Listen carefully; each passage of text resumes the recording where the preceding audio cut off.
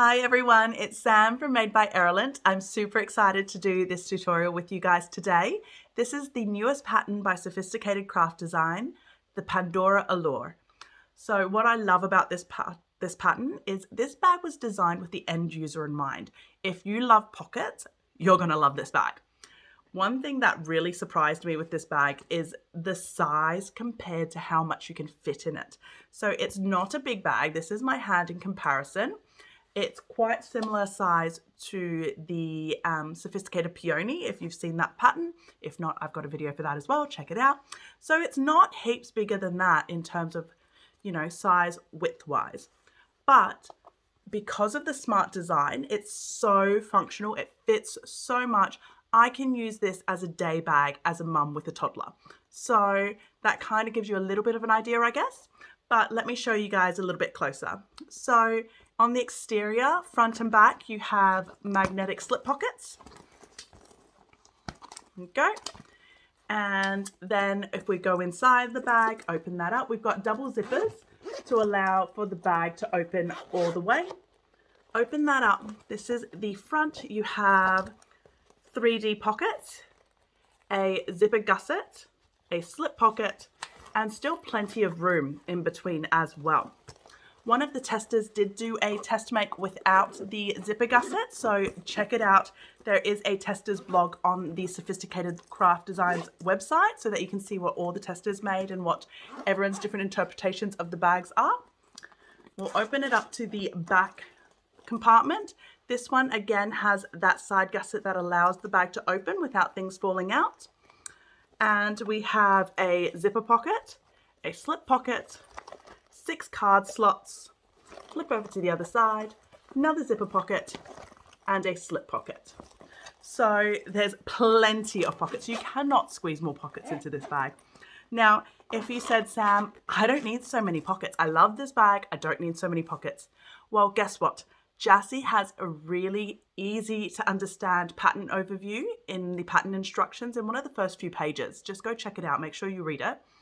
And it shows the external and internal layout, so you can choose which pieces you want to cut and easily be able to choose and make the bag, even with customizing all the options for yourself. Just to give you an idea, so this is the first one I made, so it's completely to the pattern, exactly how it's written, with everything included. I then made a second version, which is this one here. Oh, it's so cute. I love this one. So this one I had in my mind an Ita bag. So that's the pin bags for those who don't know. So I thought with 2 compartments, this is perfect. So with the main compartment, which is what I believe the person will be holding most of their things with, I've left it with a blank panel, no slip pocket. Oh, sorry, I left joy in there. And then I've had the 3D pockets. I also have the divider zipper pocket, a zipper pocket, a slip pocket, and credit card slots. So I've moved the placement around with the pockets because I wanted the end user to still have all the functionalities of the full bag, but with only the one compartment, because the front compartment, well, this is actually the back and I've changed it to the front, is the Ita portion. So what I've done is I've made a pin board, used a clear vinyl, I've added a pin board, and then this whole section is clear. So if you were to do pins, you can put your Ita board in and have pins, or if you were someone who collected other little things like that, you're still able to put them in there so that you could display it. So this was like a fun little take on what I think I could do with this bag as well. Now, my third one that I did, not quite as dramatic as the Ita one, but I mean, it's on theme, right? It's bigger on the inside. So what I've done here is I've got a slip pocket on the front, the magnetic slip pocket, and no slip pocket on the back to keep it nice and plain. So if you wanted to wear it this way, you can, or if you want to let your geek shine through, this if you want. On the inside, I've pretty much kept it exactly the same to pattern, except I did omit one zipper pocket. So that's exactly the same, 3D panels, zipper pocket, slip pocket. And then over on this side, I decided I only needed one zipper pocket instead of having a zipper pocket on this side as well. So just to give you some ideas of some customizations. So in this tutorial, I will be doing everything per the instructions, although I will be leaving a slip pocket off on the back. So everything will be per the instructions. We're going to go through it together. As always, I'm going to have chapters, so you're able to skip to the chapter that actually benefits you and you don't have to watch everything, because I talk a lot, in case you haven't noticed already. But this is a super fun bag. I'm really excited to get into this with you guys. So I'm Sam from Made by Erlen. Thank you for joining me, and let's go. One thing I do want to touch base on, the Pandora Allure is rated as an intermediate bag. It's not a tricky make, but it is a long make with lots of pattern pieces and obviously lots of pockets, as I've said before. So take your time with it, take it slow, make sure you take the time to read the instructions and follow through. It's not a hard make. I cannot say this is enough. It's not hard. It just requires time and a detail-oriented mind. So just follow the instructions step by step. Everything is there. If you have questions, if you're not sure, and even my video doesn't help, reach out on the Sewfisticated Craft Facebook page, or feel free to leave me a comment. I do check them, sometimes a little bit slow, and I'm more than happy to help as well. This is a really fun make, and I really can't wait to get started with you guys. Okay, just going to go through some of the notions that you may find helpful with this make. So first of all, pinking shears. If you don't have them, that's fine. You'll just need to cut small notches with normal scissors. Obviously, normal scissors, thread scissors, double-sided tape. I use a pokey stick. Jassy uses a, can't remember the words for them, but they're like little hemostats. I think that's what it's called. Yeah, so it literally grabs the fabric and hold it across. It does the exact same thing that a pokey stick does. Hump jumper, I've got two types. I've got this type and this type. They're both the same. They're just hump jumpers. A lighter. If you have access to one of these, this is like a candle, but a dual arch one. So if you can see, it goes like that. This is really good for 90-degree angles. That's thanks to my friend Jen, who's taught me that trick. Pen, we will need a normal pen as well as fabric marking pen. Well, I guess you don't need a normal pen, so fabric marking pen of some sort, dependent of your fabric. I mean, I think it's bad luck not to have one nearby, because that's when you need it. Painter's tape, as well as clips. Okay, so let's move on. Okay, I'm going to take a little bit of time to talk about fabric. So this bag obviously has a lot of pockets, so a lot of components. I am, as you can probably see now, using a lot of colors, a lot of different fabrics. You do not have to do this. I'm doing this to hopefully make it easier for you to see on the machine as I'm sewing, but also because I like color. So yeah, win-win. Anyway, so just to give you an idea of what I am doing. So I sew with a Singer Vintage 201. So I have done a vinyl exterior version, a clear vinyl exterior version, a vinyl with waterproof canvas exterior, a vinyl and vinyl exterior version. So I've done a few different versions and they've all been okay on my machine. But if you are sewing on a domestic in particular, or you're not sure of your machine's capabilities, make sure you bulk test. So I'll just show you what we are working with today. So for my external pocket, I am using a waterproof canvas. Oh, actually, before I go into that, there's a lot of pieces to this pattern. Some people might get confused. If you are worried about it, if you look in the pattern instructions, it's normally in one of the front few pages. There is a pattern overview that shows the exterior and the interior of the bag, and Jassy actually labels each piece exactly where it is, so you can go off that to help choose your fabrics to cut the right color if you're doing multiple colors like I am. Okay, so this is what we're working with today. So I've got a waterproof canvas exterior. We have This is a vinyl. So I'm also using a vinyl exterior for the front and back panels as well as the whole gusset. This is Vibrant Vu. I am using this on the internal pockets. Again, Vibrant Vu for the side panels. This is a cotton woven that I'm using as accent pieces for the slip pockets in the inside. This is a Vibrant Vu again that I am using for pockets. And for the lining, I am using Sewfisticated Twill. And for the 3D pocket, I am using waterproof canvas. So that's the fabric choices I've used. I've said in my other videos, I'm not going to harp on too much. I absolutely love Vibrant Vu and Sewfisticated Twill from Sewfisticated Supplies. You'll see that I use it a lot. All of my linings are pretty much Twill or Sewfisticated Vibrant Vu. The reason being is Jassy herself is a bag maker. She comes from a custom bag making background. So all of this is all waterproof. It's very affordable, but it's waterproof, so it's good quality. It's not too thick, yet it still holds some structure. So it's amazing, especially for domestic machines when you're doing bulky bags like this. Anyway, moving on. So those are our fabric choices that I am working with today.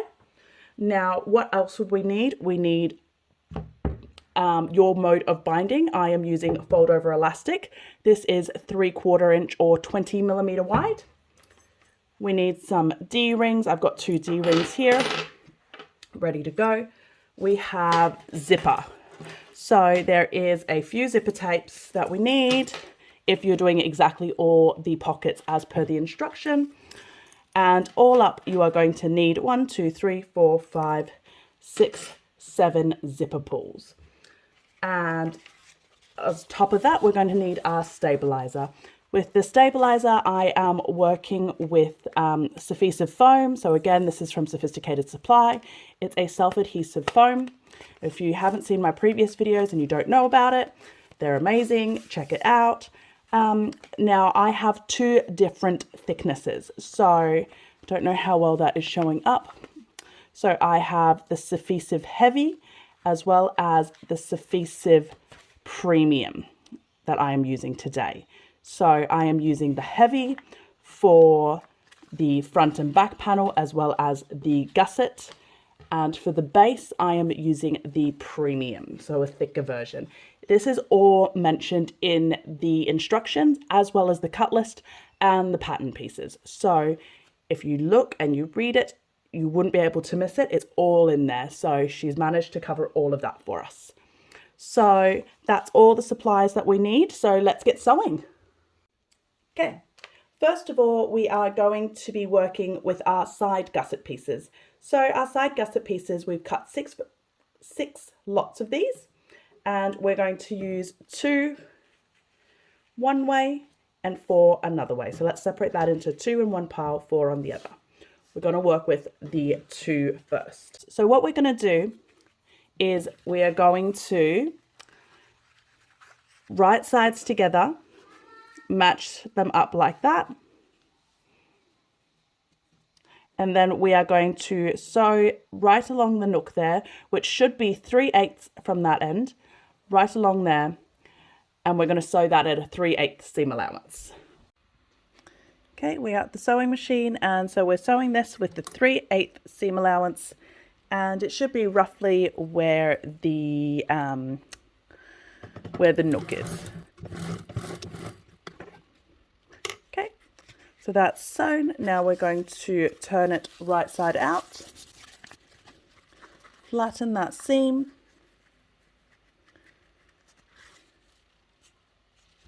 if there is any excess or just to trim off that seam allowance there.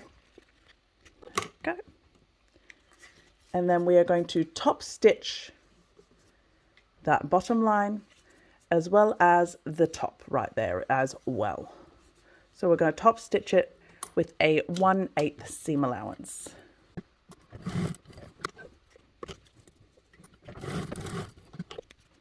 And then what we're going to do is we're going to fold it in half. It doesn't matter which way, because both of these should be the right side.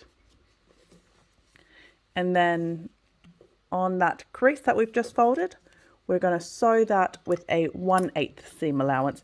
Now, this is a top stitch, but I like to reverse stitch this bit anyway. I just find it makes it a little bit cleaner and easier for me. Don't go as far as I just did.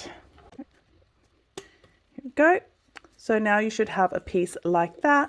So there's a stitch line there, just like that.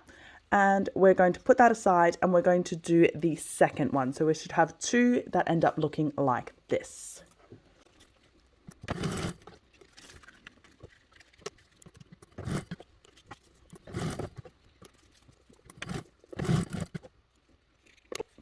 So now we should have two pieces of these, and we'll put it aside and we're going to work on the next 4 pieces of side gusset. Okay, and now for the remainder 4, what we're going to do is we're going to fold it the same way we did the other one. So right sides together, just like that. And this time we're going to sew it along that edge as well as one of the long edges. It doesn't matter if it's this edge or this edge, we're just doing the base and one of the edges, and we're going to do that again at a 3/8 seam allowance, so it'll be along there and along there. Follow me over to the sewing table. Okay, so we're at the sewing machine, so we're sewing right down that nook, which should be at a 3/8 seam allowance.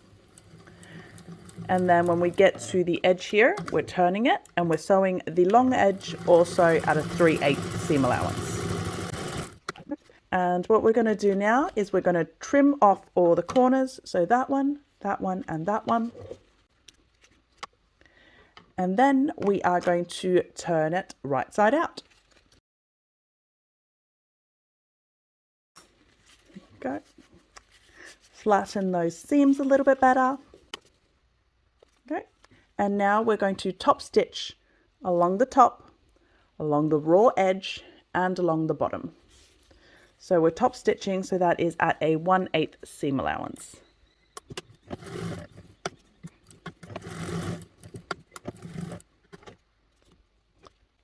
Go. And then we're going to do that with another 3 pieces, so we'll have 4 pieces exactly like that. So I'm going to keep working on those.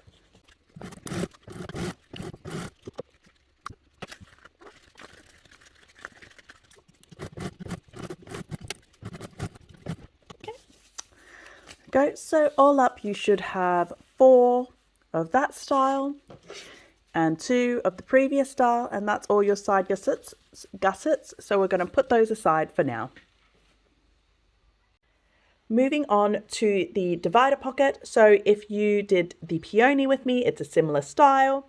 So I have here the divider pocket fabrics, as well as a zipper and the zipper tab. I've already put the zipper pull on my zipper. So I'm using 2 different colors to make it easier for everyone to follow me. So this is the Vibrant Vu by Sewfisticated Supplies in Seafoam, and this is Bubblegum in Vibrant Vu. Vibrant Vu in Bubblegum, sorry. So I'm going to be using the Seafoam for the exterior, Bubblegum for the interior. Okay, so we're going to do the zipper first. So after your zipper pull is on, so the end, the bit where it is closed. So see how that opens that way, closes that way. This is the side that the zipper tab is going on. We're going to line it right up to the edge there.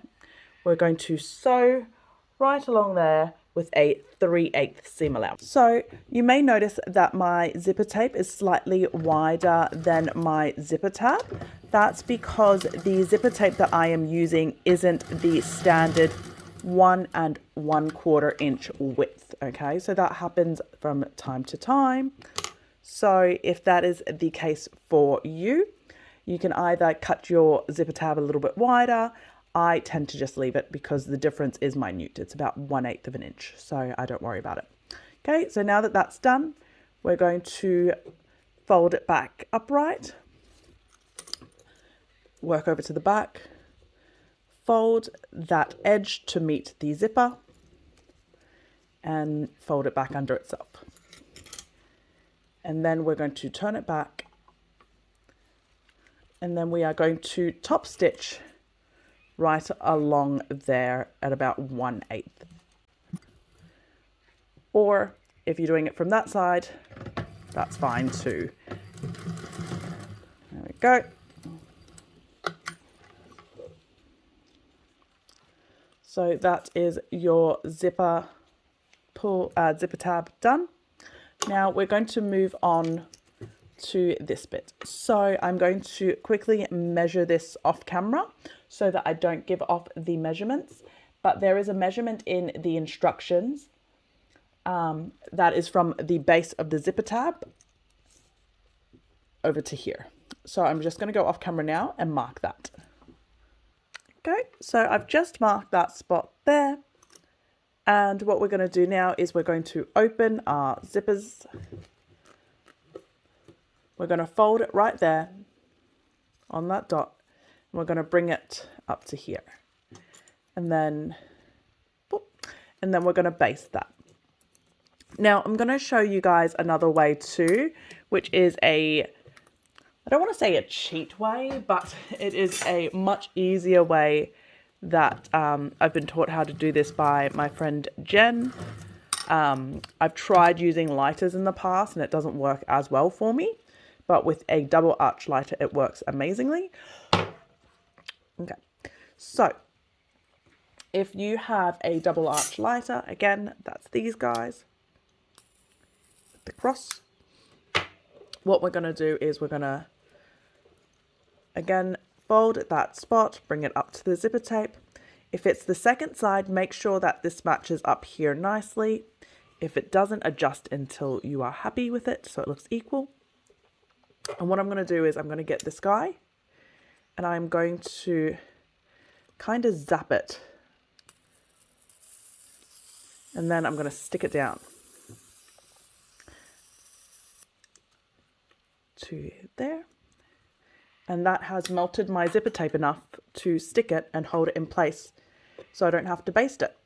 There you go. That's pretty smart if you ask me. Anyway, so moving on. So that's that done. Now I'm going to get this is our external piece. I'm going to find the center of it. Okay. And what I'm going to do is I am going to match the right side with the right side of the zipper. So I'm finding the center of this as well. There we go. And I'm going to have it opening that way. Although it doesn't really matter, to be honest. But that's what I'm doing. Okay. And so that should be centered. Perfect. And then I'm going to sew that down. So I'm going to baste that down with a 1/8 seam allowance.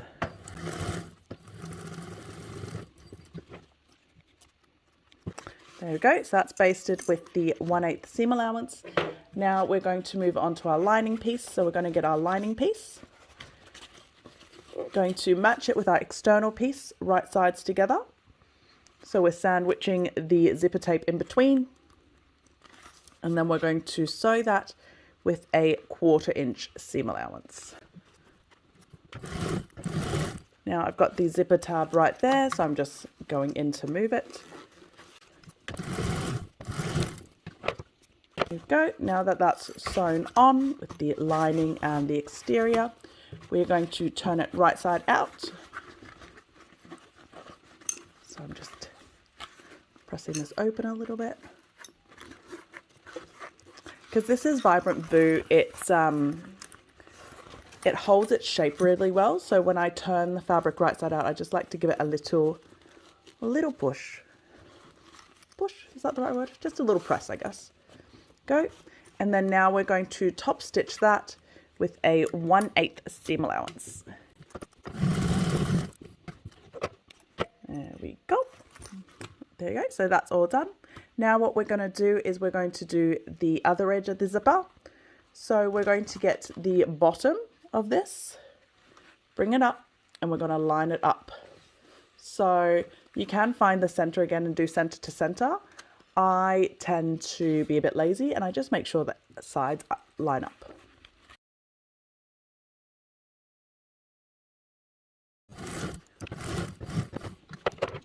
Right, And so that's sewn on now with the 1/8 seam allowance. I've done a bit dodgy there because of my zipper pull and I wasn't paying attention.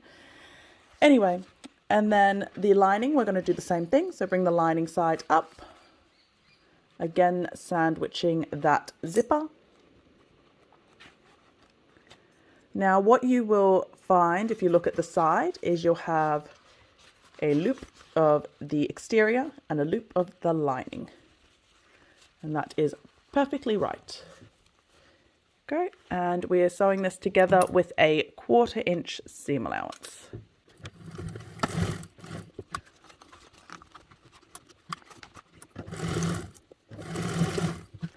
Go. So that's done. Forgot to do it on the other side. It seems to be something I forget a lot, is trim off the excess zipper tape. Now, whenever you cut off zipper tape, make sure you get a lighter, or if you did buy the double arch, but I assume most of us are using lighters. Let's give it a quick little singe. It's just good housekeeping.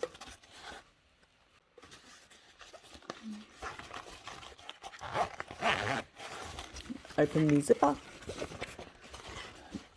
Do the other side if you forgot, like I did. Just turning it so that we now have, at the moment this is my lining side up, as you can see, but I'm just making sure that my lining and my exterior are one loop now instead of two when I turned it out. Perfect. Because what I'm going to do now is I'm going to top stitch. And so the easiest way for me, I found, is to leave the zipper unzipped. I'm going in from this way because this way is the easiest side for me. Some people can do it the other way. So like, I don't know. This is what I find easiest for me. Okay, so I don't know if I'll be able to show the whole situation because obviously at the end here it goes into a loop. I will show as much as I can and explain how I'm doing it. So we're just top stitching this with a 1/8 seam allowance. Obviously there's nothing underneath it. Okay, so as we get to the part here where it is obviously closed off, I'm holding this back and I'm kind of creating a tunnel. And with the tunnel, I don't know if I can show you through the camera, but I am seeing what I'm doing underneath through the tunnel that I've just created.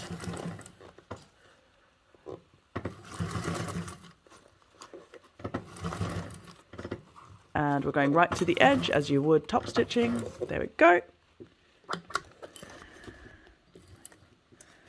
And then just pull that out.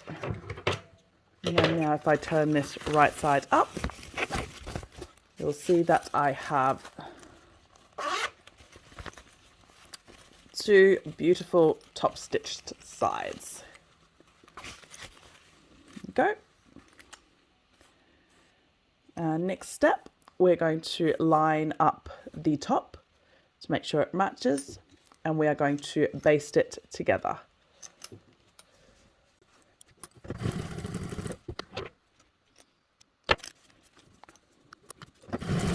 Okay. And that is our zipper pocket all completed. So I'm going to put that aside for now and we'll keep going. Okay, we're now moving on to the zipper pockets. So with the zipper pockets, it can either be a zipper with card slot pockets or zipper with slip pockets. Either way, we have to do the zipper pocket first. So I am following the instructions exactly. So there are two bunches of these. So I've got two lots of them here. So you have your lining fabric as well as your zipper pocket fabric. So this is what will show in your bag, and this is inside the pocket. And then the zippers. So I've already got my zipper pulls on for them. Now I'll do them one at a time, obviously. So first of all, what we're going to do is we're going to transfer the zipper box onto the back side of the zipper pocket lining. So that's whether you do it by measurement or by copying it across from the pattern piece. That's that box there. And then what we're going to do is we're going to match the zipper pocket exterior and the zipper pocket lining right sides together, just like that. And then we are going to sew along the top and bottom line. So we're not going to sew along the edges here. Now, just so you're sure that you've got it the right way around, the lining is longer than the outside fabric. Okay, so follow me over to the sewing machine and we're going to sew on those two lines. Go. So we're sewing right on those two longer lines. I don't know if you saw, I've made sure I put my needle right down onto that corner, and we are making sure to back stitch as well to keep that nice and secure. And we're not going to continue sewing on those two shorter lines. The reason we don't sew on those shorter lines is it helps prevent puckering without sewing it. Sorry, that is my toddler singing. Okay. And again on the next one. Okay, so now that we've sewn both those lines, we are going to cut it open right down the center. So there's a couple of ways to do it. Some people like to draw the lines and use a rotary knife. I have done that a few times on some of my other videos. Otherwise, if that is not an option for you, another way that we can do it is get a seam ripper,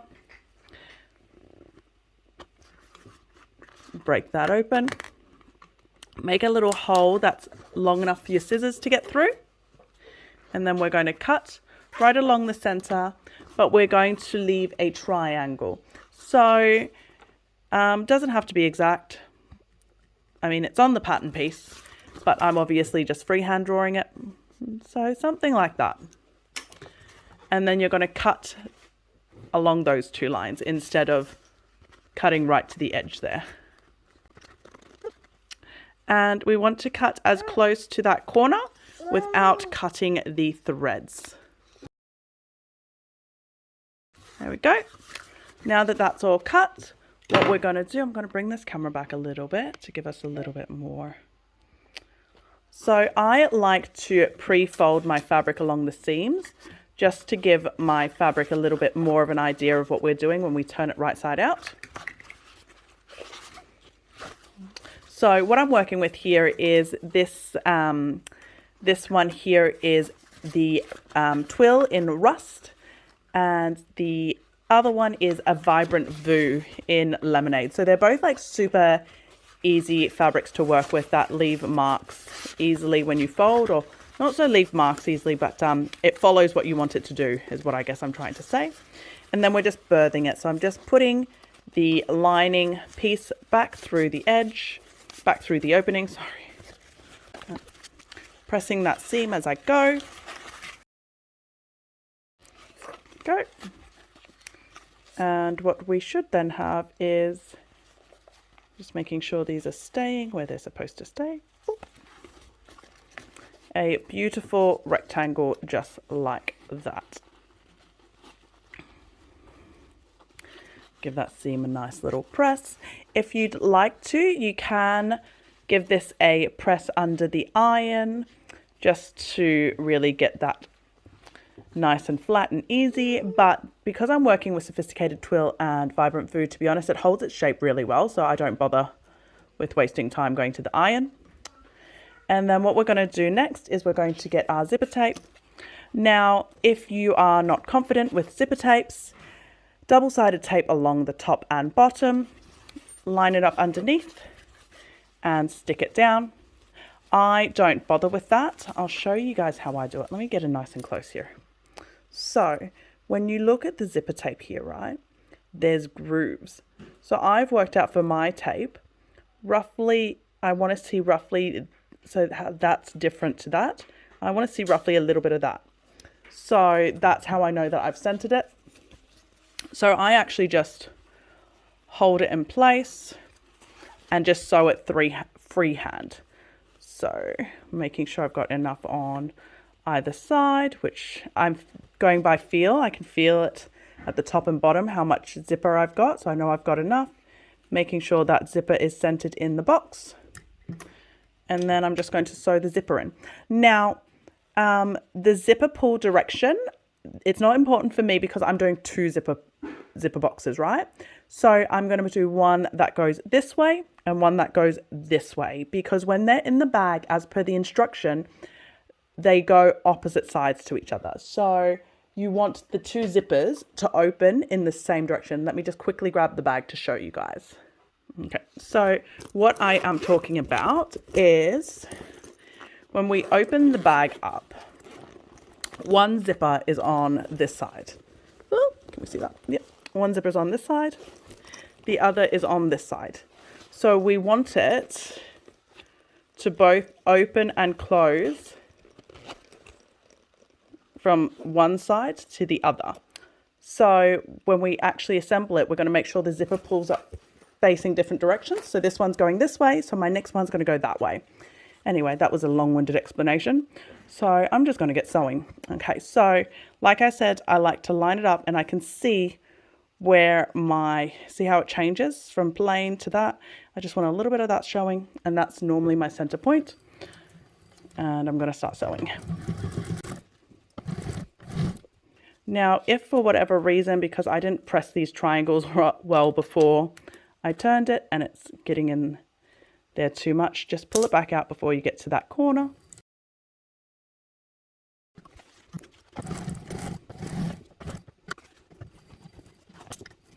Go. You get to the end there, and I'm going to pull the threads through so that I can go to the back, and I'm going to tie it off. Go. And that's the zipper box done. I'm going to quickly do the second one as well. I'll leave you guys on camera, or skip to the next chapter if you don't want to watch me do the exact same thing a second time.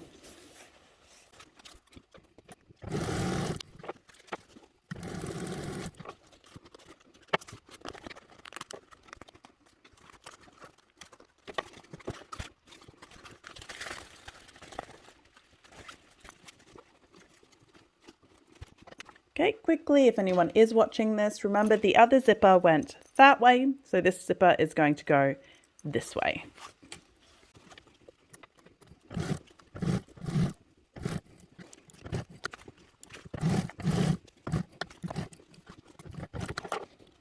Okay, if anyone stayed and watched that second one, you could probably tell I forgot to change the stitch length on it, so it's a much uglier stitch. Anyway, that's the zipper boxes done. So now that we finished the zipper box, we of course need to finish the actual back pocket. So we're just lining the base of it up to the top, just like that. We'll clip it in place. I am very lazy with clips, you might find out if you haven't watched any of my videos already. So I don't use a lot of clips, just enough to hold what I need in place. Okay, and what we're going to do is we're going to sew around the whole edge with a 1-inch seam allowance. So it is quite a big seam allowance. If you don't get the full 1 inch, it's not a huge problem. We're just wanting to make sure that it's big enough that you are out of the seam allowance later on when you're sewing the big bulky bits. So we're doing that with our zipper pockets with a 1-inch seam allowance. Pocket down so that you can move the exterior fabric out of the way as you go, or the exterior, the main fabric that faces out, I guess, so you don't sew on top of it.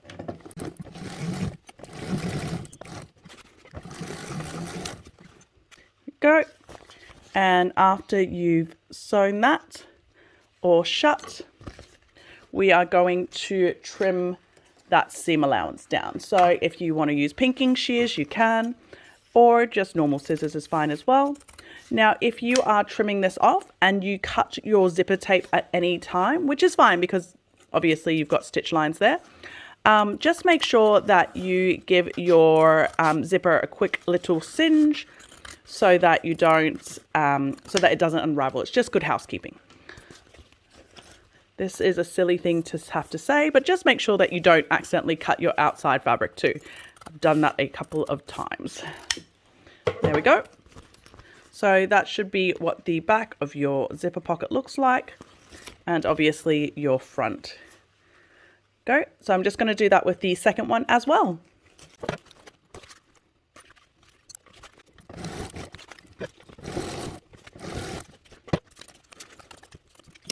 There we go.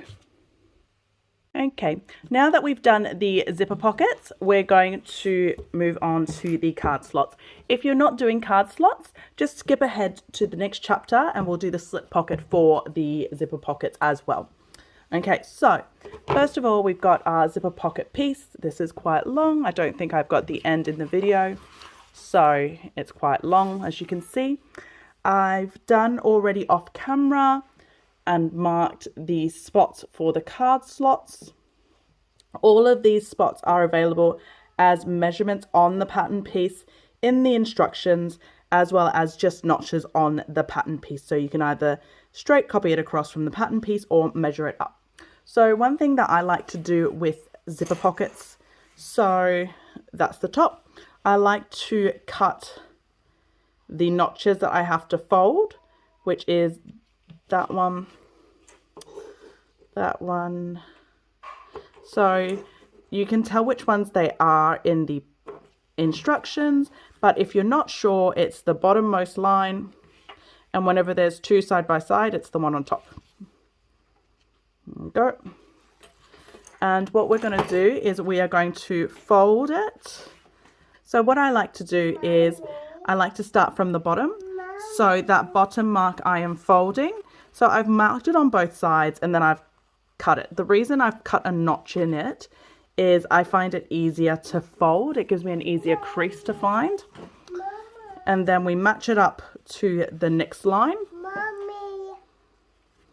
And then I'm going to clip that in place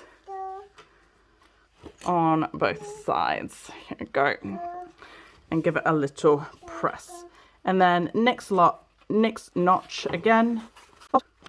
And meet the next marking.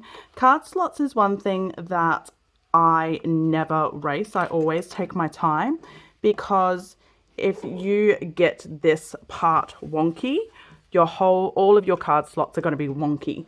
So it's worth spending a little bit extra time and going slow on here. Next fold. And bring it up to that last to match it up. Now, if you need to, you can now take it over to the sewing machine to give it a press. I am working with Vibrant Voo, I've said a few times. With Vibrant Voo and Twill, I've found that I don't need to press it with a heat press or an iron. Just using my hand to push it down is more than enough. Now, what I'm going to do next is I'm going to top stitch each of these, obviously getting these out of the way so that you're literally just sewing that section. So follow me across to the sewing machine. So we're at the sewing machine with our card slots all folded. So the way I like to do it is just unclip that first section, take this back bit out so you're not within the seam allowance, not in the way of the sewing, and we are top stitching that top line. Go. And then what I like to do is I like to bring it back to that first mark again, clip it back into place, and then do the second line. So like, if you need to make any adjustments, now's the time to do it. That's why I like to have those cut folds, because it makes it really easy.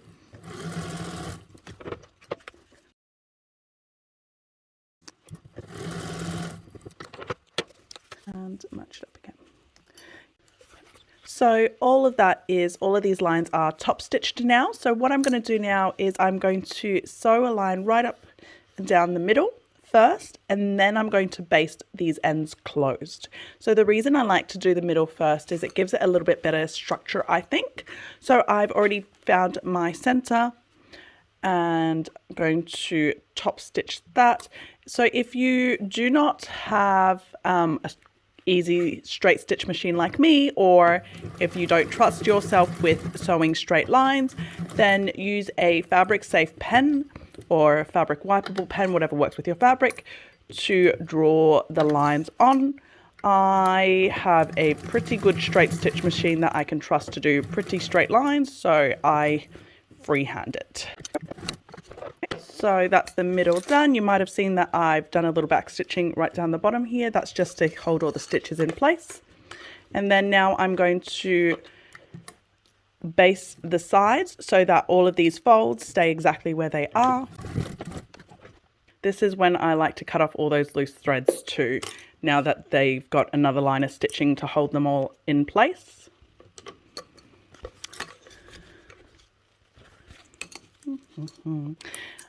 Ideally, I like to sew from the bottom up, but I've found for me, I still prefer sewing on this side compared to that side. So because I've got a favorite, I just hold this all down properly as I go. Okay, so that's the card slots all done. So we're going to keep moving on. So we're getting the side panels for the card slots, which is our piece D4. I've got these fancy colored ones. And we're going to line them up with each short end like this. And then we're going to sew it together with a 1/4 inch seam allowance on both sides.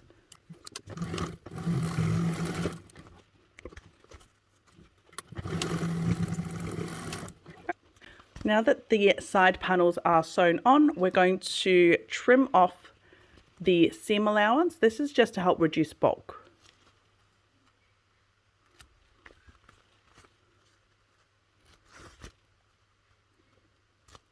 Okay. Then we're going to turn it right side out. And then we're going to top stitch that with a 1/8 seam allowance, and we're doing it on both sides again.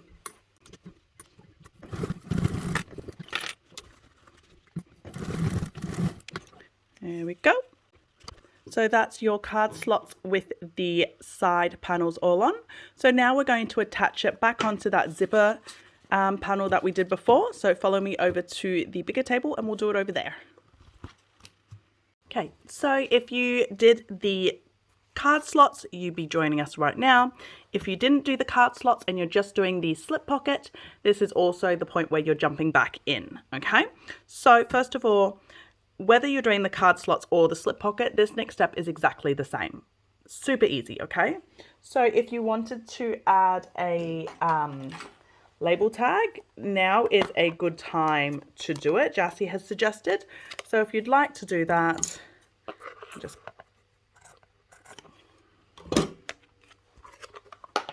go, fold it up and attach it to the top, wherever you want. I normally go somewhere around there, and I did do one once on the card slots and I just had it right on the edge there. I don't like it in front of the card slots or on top of the card slots. So just right there, not too close to the edge. Go. And you can either baste it in place, or I'm going to be lazy and just clip it in place. Okay, and then what we're going to do next is identify the top of either your card slot piece or your credit card slots. So obviously this is the top. My cards go in this way. This is the top. It's a directional print. And we are going to match the top of your piece to the bottom of the zipper piece, zipper pocket piece, and they're right sides together. So top to the bottom, right sides together. And that's for both the card slots or the slip pocket. Go. And what we're going to do now is we're going to head to the sewing machine and we're going to sew along those lines with a 1/4 inch seam allowance. So follow me over.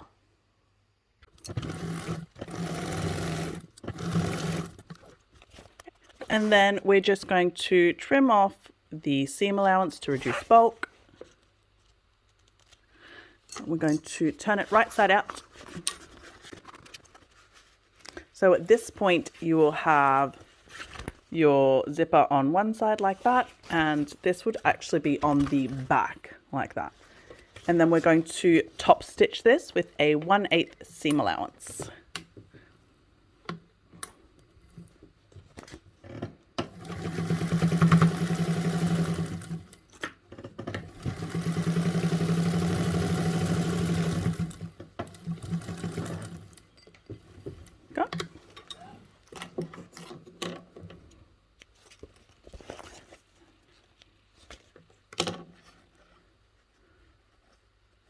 Okay. I'm just going to quickly do the slip pocket version, and then I'll meet you back at the table and show you the next step.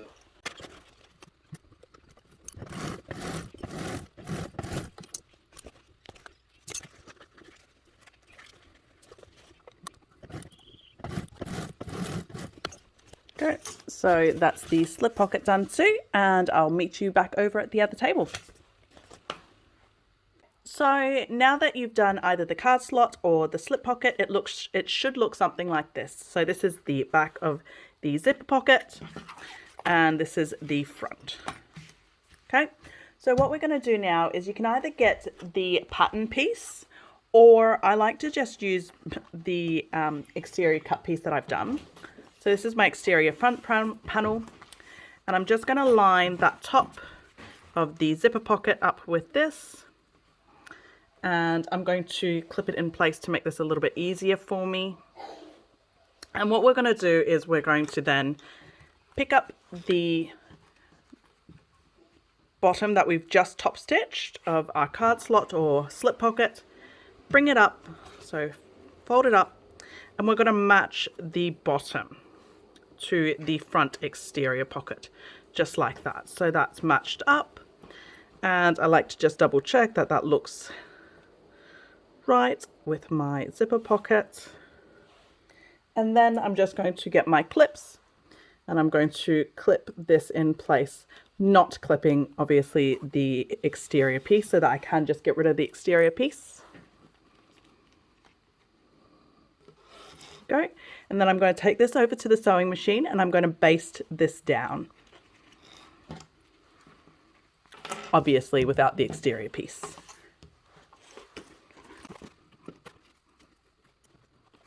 Okay, so follow me over to the sewing machine, and we're going to baste those sides down.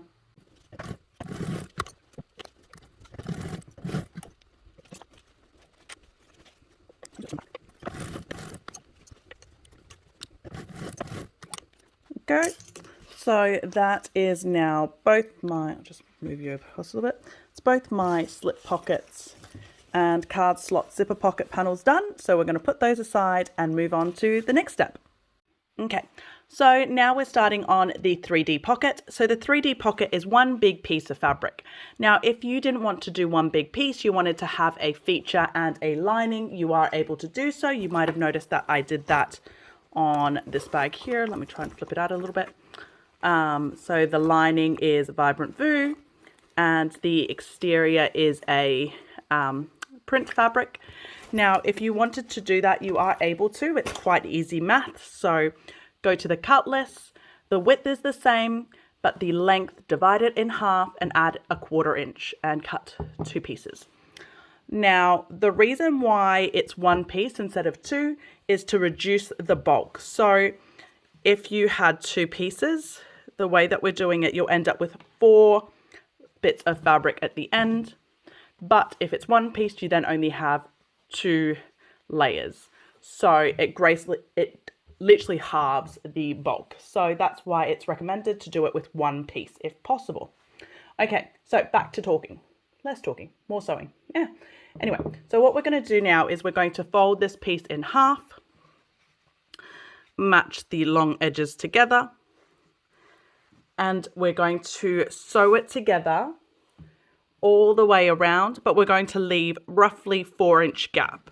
So if you like to measure, you can measure. I tend to eyeball, but I put 2 clips to remind myself, because if I don't have clips, I forget, and then the seam ripper comes up. So I think about that much of a gap I'm happy with. So we're going to go to the sewing machine, 1/4 inch seam allowance, all the way along there, stop, leave that open, and sew along there with a 1/4 inch seam allowance. So follow me over to the sewing machine.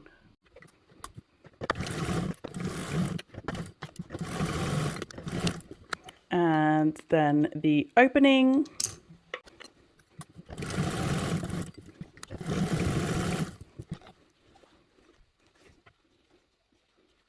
Perfect. So now that that's sewn and you've left an opening, we're going to trim off all of these seam allowances along the corner. And then we are going to turn this right side out.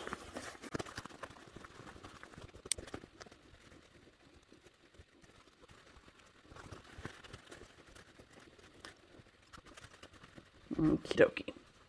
So now that we've turned it out, make sure you're happy with all of those corners that you've pushed out.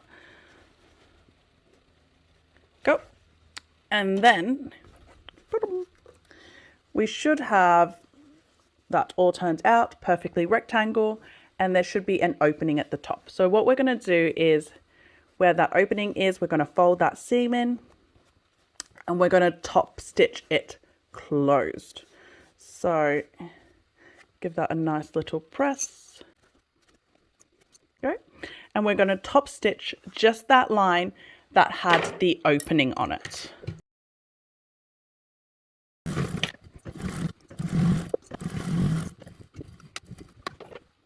Okay. So that's now the pocket top stitched.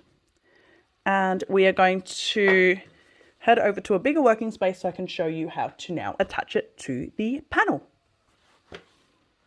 So we've just finished top stitching our 3D pocket panel. So what we're going to do now is we're going to grab the lining panel piece that we're attaching it to. And what we're going to do is we're going to mark, if you have a fabric safe pen, you can literally just draw a straight line right across. So we want 3/4 inches up from the base and 3/4 inches in from either side. I don't have that pen on me today. So what I've done instead, normally what I do is I grab a ruler and I literally line up a ruler 3/4 up so that I can just line this up and put it down straight away. But obviously because I'm filming this for you guys, I can't because it's not fair on the pattern pieces. So instead I'm making do with lines.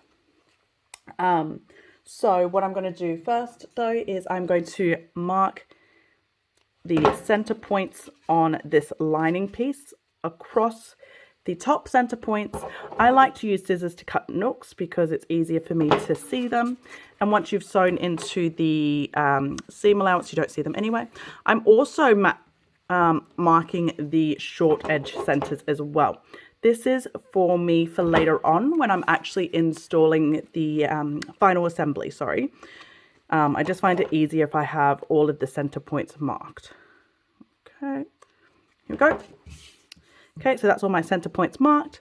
So first of all, we're going to find the center of this piece, the 3D panel. Again, if you have a pen, which I do not, a fabric safe pen, you would mark it. And then, so that's my center. So I want my center to line up with the center of this piece. And then we're going to line it to that 3/4 inch up mark. If you had drawn on the fabric, you would line it up to that. If you have a ruler underneath, you'd line it up against the ruler. And I'm just going to clip it in place a little bit. And what I'm going to do now is I'm going to take it to the sewing machine and I'm going to top stitch along the center, but I'm going to do 2 lines. So I'm going to be just a little bit off from center. I'm going to go up, across and down and back so that it holds it all in nice and strongly. Now, I don't use a top stitching stitch length on this bit. I actually just use a normal stitch length on it because I want it to be nice and solid and really hold. So I like to have like a stronger stitch instead of a more decorative stitch, if that makes sense. So follow me over to the sewing machine and we will get sewing.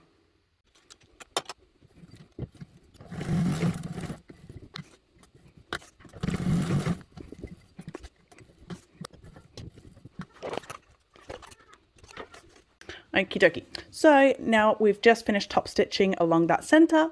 So what I'm going to do now is I'm going to match up these sides. Now, like I said before, if you were able to bring a ruler over, I can't because of the measurements. You would use a ruler to do this, but because I can't, I just have to.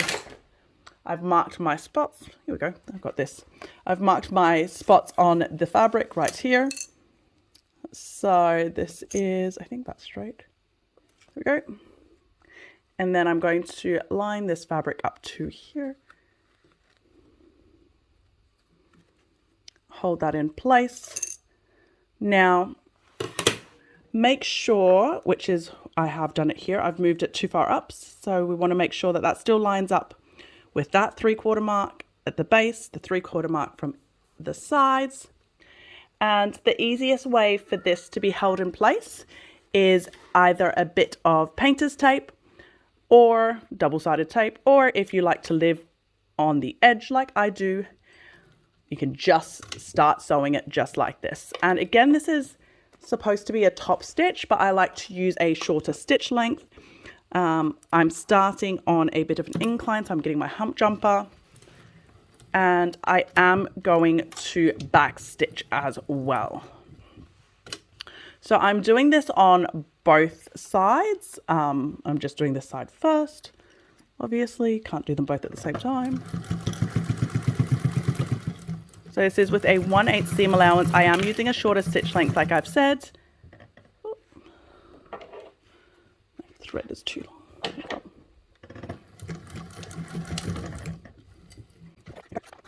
And that would be sewn on beautifully on this side.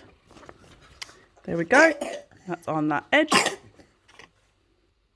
Okay, so that side's sewn down. So now the other side, we're doing the same thing.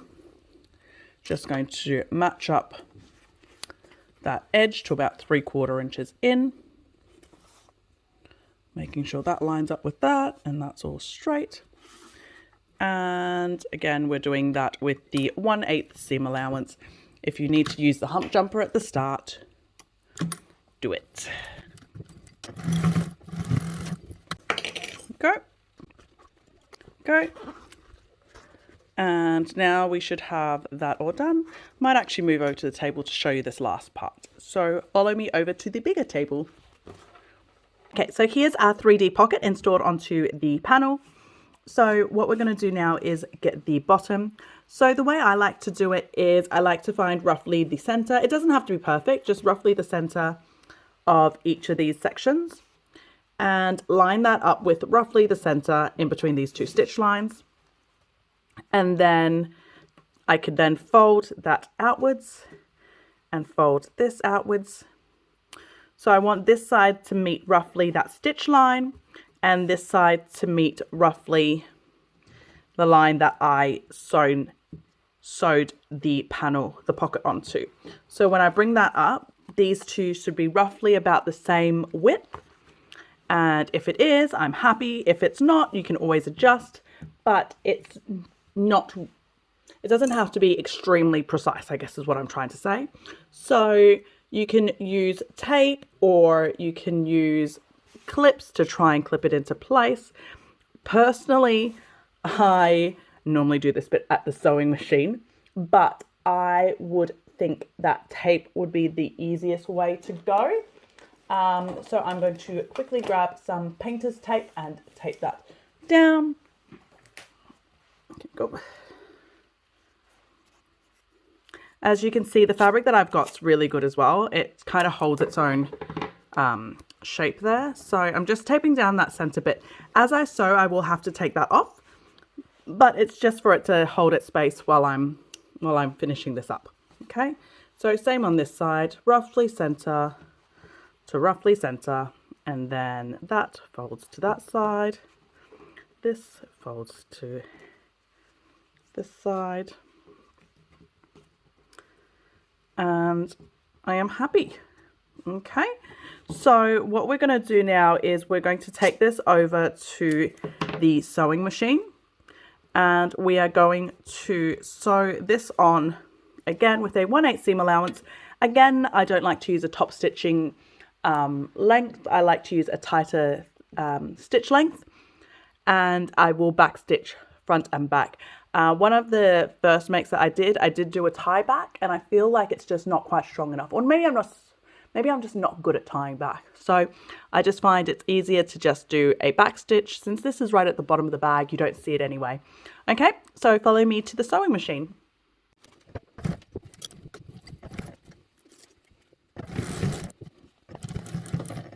This part's not necessary, but for myself, I just like doing a little reverse stitch right there again. I don't know, it just gives me a little bit peace of mind, I guess. There you go. So that's now the 3D pockets all done. I just need to trim off those tapes. Completely stitched on and perfect. So let's move on to the next step. Okay, so that's your 3D panel or 3D pocket panel all done. So what we're going to do now is we're going to grab one of the zipper pockets that we did before. If you're following the instructions precisely, it's the one with the card slots, not the one with the slip pocket. If you're not doing card slots and you're just doing slip pockets, then it doesn't matter which one you grab. Now, if you wanted to be sure what you're doing, so this panel that we're doing now is going to be your center panel. So it's going to be the panel that's this one here, the back panel on the wider compartment, as well as the back compartment on the narrower compartment. Okay, so that's the two pieces that we're putting together. Now, I should have mentioned this before, but after you had done the zipper pocket, we had to trim it to size. So we're just trimming those corners off. So either pull out the pattern piece, or if you wanted to just use the exterior to kind of draw those corners and trim it, you can. I'm going to show you guys my cheat way and why I forgot to let you guys know. Sorry, the table is wobbling because my 2-year-old is pushing the table non-stop. Can we stop, please, Mana? Thank you. Okay, so how I like to do it is I don't trim right now. I leave it till later. So I'm just going to match these together and baste it. So if you had trimmed them, then obviously they will all fit. It will fit perfectly. But if, like me, you haven't trimmed it, you will notice obviously that one is a rectangle and the other one is not.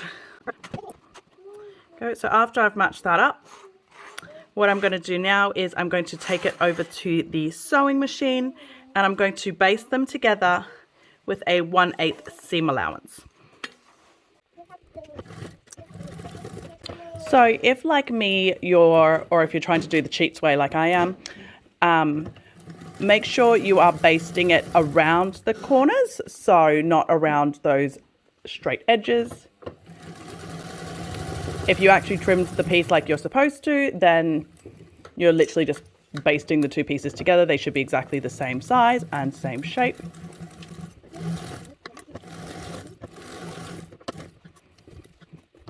Go. And there we go. So now that I've basted the two pieces together, I'm just going to trim these corners so that they are exactly the same. Now, I know this isn't part of the pattern and I've cheated a little bit, but this is actually also how I do my travelnizers as well. So for those of you who haven't seen Sophisticated Craft Designs travelnizer pattern, it's a massive pattern, and that's one of the ways that I save some time, is by trimming the pieces after they're basted together. Anyway, there you go. Here you go. So that's the two pieces now basted together, one side with the 3D pockets, the other side with the zipper and card slot. So we're going to move on to the next step. Okay, so we're moving on to the internal slip pocket assembly. So there was a pattern piece that provided the internal slip pocket as well as the external slip pockets. So you might have a few different versions. So we're doing the internal one right now. So what we're going to do is we're going to get the internal slip pockets. I am using two different fabrics, a accent fabric and a lining fabric. And we're going to match them right sides together. And we're going to sew it together along the top, so that curve, with a 1/4 inch seam allowance.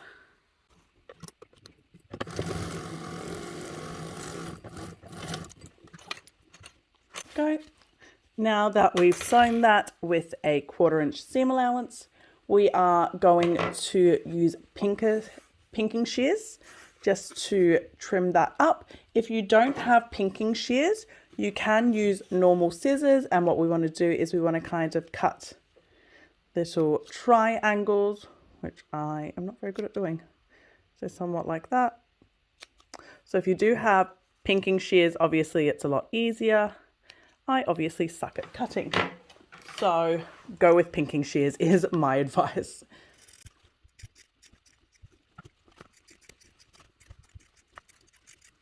Go. Now that I've butchered it with my pinking shears, what we're going to do next is we're going to turn it right side out. With these kind of ones where there is a curve to it, I find it easy to, after flipping it right side out, just grabbing a clip and clipping that bottom corner. And to me, it helps give that shape a little bit easier. Okay. And then we are going to top stitch that with a 1/8 seam allowance. Okay. So you can stop here. For me, I like to top stitch around the whole border. It just makes it easier for me. It's an extra step, but it helps me keep the whole, I guess, section a little bit easier to assemble. Especially because the fabric that I'm working with at the moment, the feature accent fabric, is cotton woven, and it is a pain, to be honest. I don't like cotton woven. Go. Easy. So that's that all done. So we'll head back over and I'll show you the next step. So that's your internal slip pocket sewn together and flipped and top stitched. You may or may not have basted around the entire thing like I have. So moving on, we're going to get another one of the lining panels, and we are going to match this together. I like to start from the corners. Okay, perfect. So that's all that one there clipped into place. So now we're going to baste that onto that panel. That's why you didn't have to baste this edge if you didn't want to, like I said before. But I just find if I do that, it seems to be a cleaner, less movement when I sew it on. So follow me over to the sewing machine and we're going to baste the rest of this on.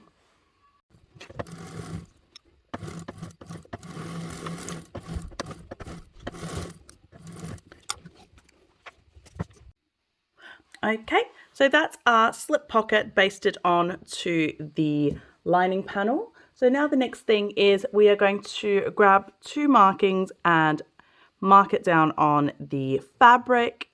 Those markings are on the pattern piece, but there is also measurements as well. I've already done that off camera. And what we're going to do is we're going to grab the side panels that we did before, the one where we made 4 of, so where there's no folding up.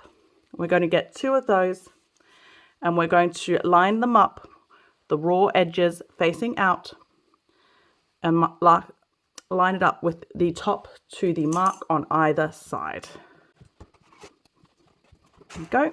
And then we're going to baste that on with a 1/8 seam allowance.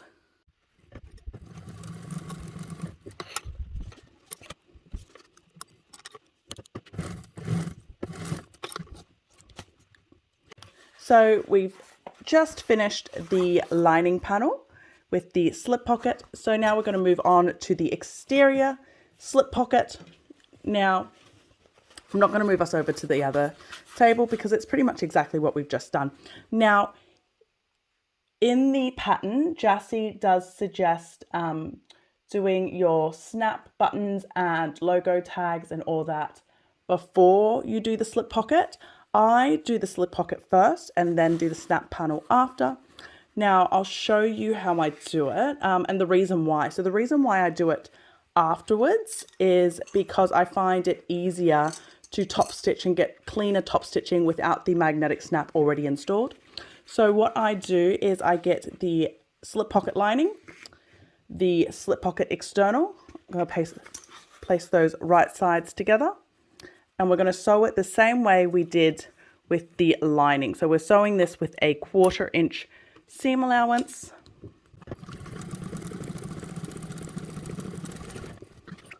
Go. And then we are going to get our franking shears and we are going to do it on this side so you can actually see my stitch line. And then we are going to just trim that off with franking shear with pinking shears. Why am I calling it franking? Pinking shears. Oh, I'm losing the plot. So trim that off with the pinking shears, and then we're birthing it. And then we are going to top stitch with a 1/8 seam allowance. Now, because we don't have the magnetic snap, do not close it off like I did on the lining one. Okay, and then now we're going to go and install the magnetic snaps. So come on over to the table. Okay, so I've just sewn the slip pocket, which is out of line with the instructions, okay? So in the instructions, Jassy tells us to install the magnetic snap first. I don't. So the reason being here's the marking for where the magnetic snap is. So if I had pre-installed the magnetic snap, gives you a bit of an idea where it would sit, then that gets in the way a little bit with my foot of sewing that top stitching. So I leave this till later. So I mark the magnetic snap, but I don't install it until after I top stitch. Okay, anyway, moving on. So now what we're going to do is we're going to get our external front panel. Now, before we move on and do anything else, we need to attach our stabilizer, whatever stabilizer you're using. I've said before, I'm using Sewfisticated foam from Sewfisticated Supplies. This is the heavy, which is what Jassy used when she designed the pattern. She suggests heavy, so that's what I am using. So get that stuck on nice and easy. If you are installing a logo tag on your exterior piece, Jassy's given us instructions on where and how to do that. I am not. We are going to install the magnetic snap on this piece, which I swear I had drawn the mark down, but now I cannot for the life of me see it. So I'm going to quickly mark it off camera. Okay, I've just marked the spot where the magnetic snap goes. So we are going to be installing the female side, so that side to the front panel, and the male side is going to the slip pocket.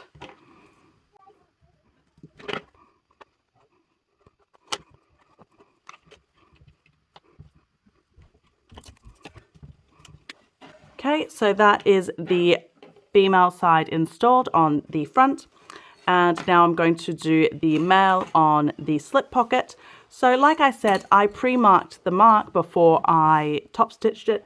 If you didn't, and I've just realized I could actually bring this pattern piece in because there is no measurements on it.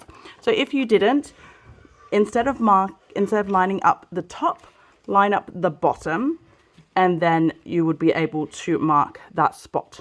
Okay, don't do the top though, because the top you've sewn already. Okay, so that's my spot there.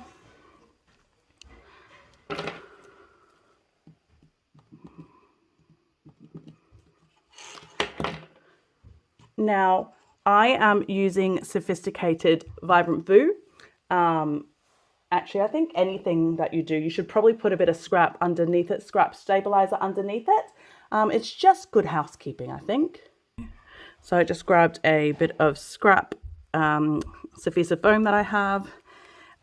So the reason why we say it's good housekeeping to put a bit of stabilizer on top is obviously the snap panel, the magnetic snap will probably have a fair bit of pressure put onto it. This is fabric after all, even though Vibrant Voo doesn't fray. Getting pulled a lot constantly over time would result in potential tearing and just the integrity of the magnetic snap coming off. So it's just easier to just put a little bit of scrap under there now, just to make it that little bit better.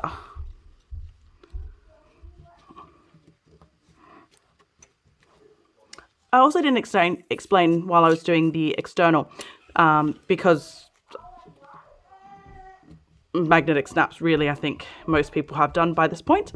Anyway, I am sticking painter's tape on the edge here. That's just to protect the fabric on this side so that it won't get rubbed against. Again, this is just good housekeeping. There we go.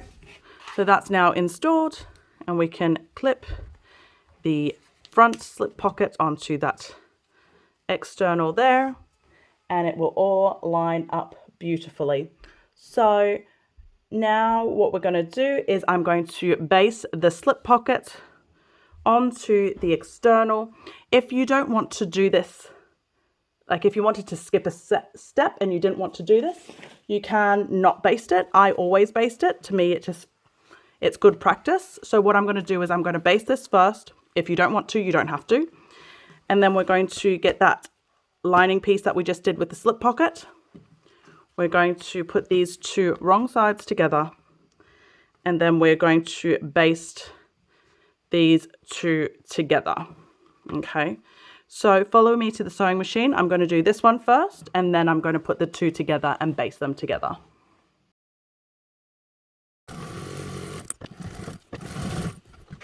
Like I said, this is a step that you can skip. I just like to do it. There we go. So that is the front panel attached with the slip pocket. And then we're getting that lining slip pocket. And we're attaching these two wrong sides together, sorry. And we are basting that together.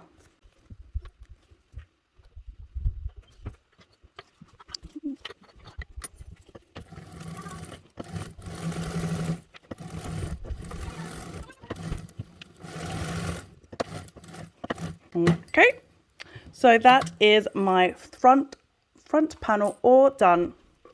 So let's slide us over here a little bit to show you. So that's our front panel all done with the slip pocket on the front, the lining already attached. So we're going to put that aside for now, and we're going to move on to the next step. So we've just finished our front panel. So we're going to put that aside, and we're going to now work on our back panel. So we're going to get the other zipper pocket that we did before with the slip pocket piece. And we're also going to get the two side panels that we did. So this is the one that had the two where we stitched a line through the middle as well. So folded and stitched.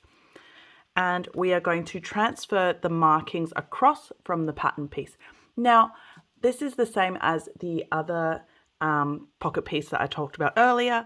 This should be trimmed and cornered. I don't do this until later. So, but if you'd like to, you can trim it to the pattern piece now so that it would be the shape of this as well. So it's just all those corners cut off.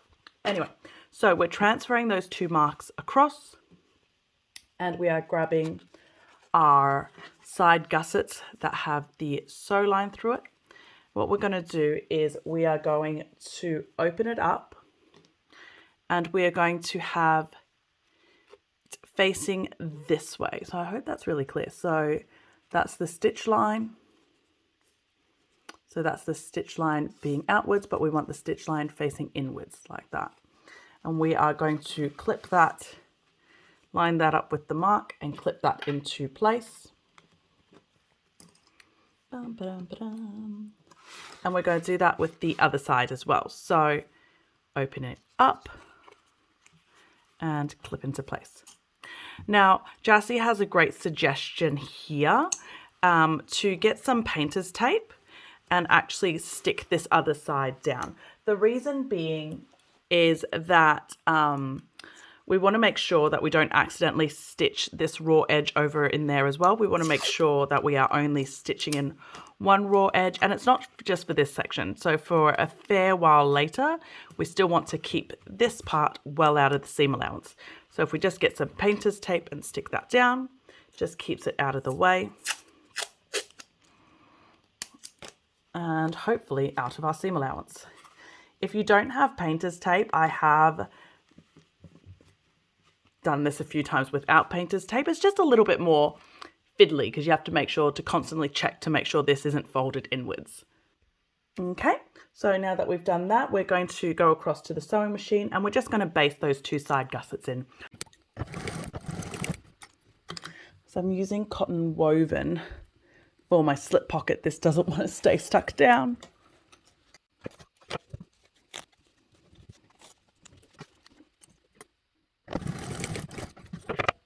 Okay, so I'm just going to make us some more space here.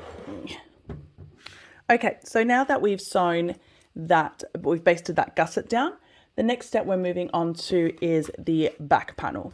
So if you're doing a slip pocket on the back panel, the steps are the same as if you did the front slip pocket, but I am not. I'm leaving my backs plain. So my first step is stabilizer. Do not forget your stabilizer. Okay, first of all, we got our stabilizer down. Now that our stabilizer is down, we are going to match up the back exterior panel with that panel that we've just done with the side panels added on, and we're going to clip it into place. Now, like I said, I haven't trimmed the corners of this piece yet. If I did, these two pieces should match up perfectly, but because I haven't, they don't match completely, because obviously I have these little overhangs here. But that's because I like to baste it together and then trim. Okay, so follow me. Well, actually, we don't have to follow. I just need to move the sewing machine back in. Here we go. And now we're going to baste that lining to the back exterior piece. So we are basting. So this is with a 1/8 seam allowance.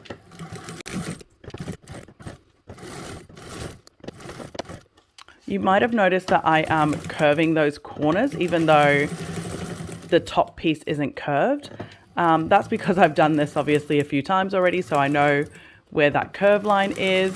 But ideally, you would be sewing this from the other side if you didn't trim these corners. So that way you could follow the exterior piece with the corners. Go. That's basted together. So now I just need to trim these corners. There we go. And that is our back external, or the back panel piece all done. So let's move on to the next step. So moving on, we're going to get started on the grab handle. Now, just in case you guys didn't get a close enough look before, this is what the grab handle looks like on this bag. So it does have a accent piece as well as your base piece. Okay, so for my one today, I am using this as the base and this is the accent. Okay. So we're also going to need a ruler, double-sided tape, as well as a fabric safe pen. If you're not sure, always double check that it will wipe off, or however it's supposed to come off beforehand. Anyway, okay, let's get on to it. So first of all, we're going to get our two pieces. So the accent piece is not quite as wide as the other piece, okay? We're going to grab them both, we're going to mark the center, and we're going to draw a line right on the center. So I've already done that before, and then we're going to grab some double-sided tape, and we're going to stick right on down that center line.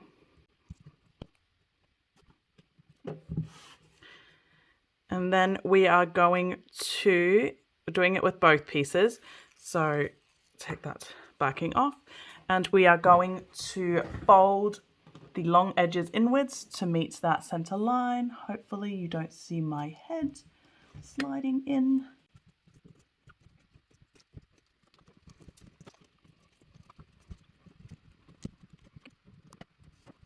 That's my accent. And then this is the handle piece.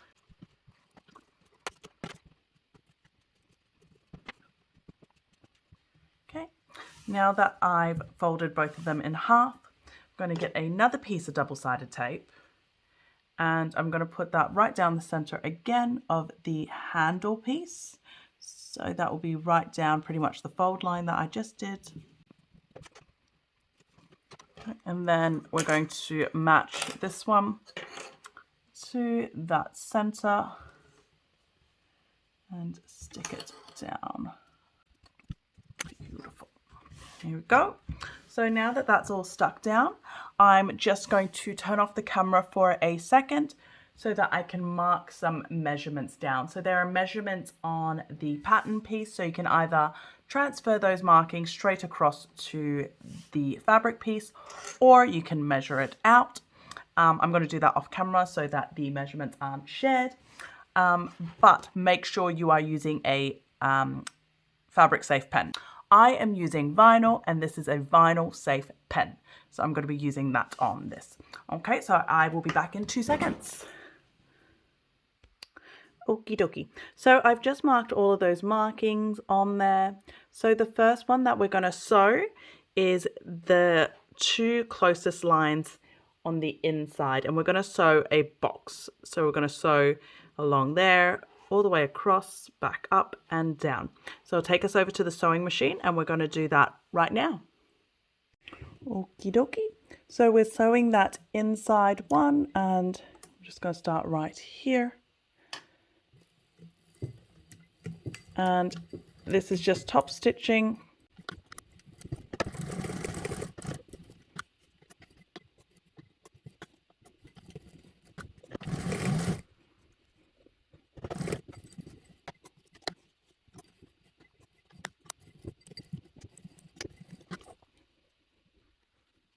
Now we're going to get our 2 D-rings as well as our top panel exterior. Okay, so that's our top panel exterior there. I'm going to mark the centers on it. Now Jassy has a suggestion here to use double-sided tape again. I've not actually done it because to me I guess I'm not used to double-sided tape, so to me it's actually harder to use double-sided tape. So now I'm going to match the center of the handle that I've just done to the center of the top panel exterior. I'm just going to clip that in place here. And then on the other end, I'm going to slide the 2 D-rings through.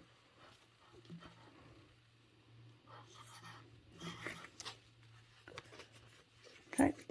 And what I'm going to do now is, before I move those D-rings any closer, I am going to use this first line, and I am going to sew just along there, across, up and down, and across, so a little box.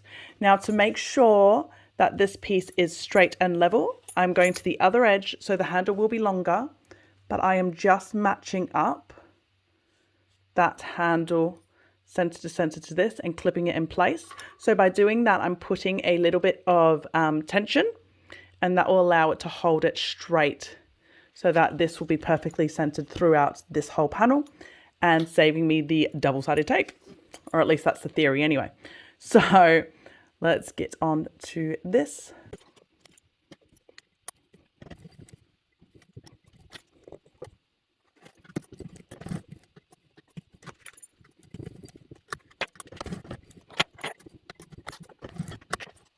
Okay, so I have a beautiful rectangle on this side now, and then I'm going to slide one of the D-rings across. And the D-ring is going to lie in between that last rectangle that I did and the next line here. Okay, and then I'm going to do the same thing. I'm going to sew from this line a rectangle to the next line and close that up,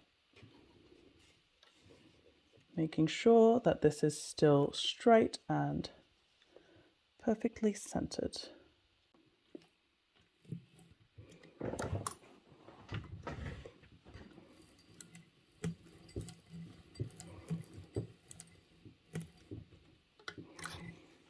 Now, if you have a fat D-ring like I do, you might need a hump jumper here.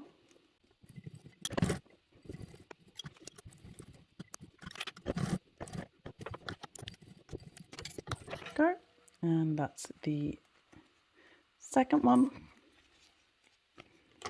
And yep, so that's the second one. I've got a little, don't know if you can see that, I've got a little skip stitch there in that corner, so I'll go back in and fix that. And I've just got a little skip stitch there as well, so I'll fix that up as well. But I will do that in a sec, and we'll move over to this side, and we're going to do the same thing now on this side. So move the D-ring out of the way.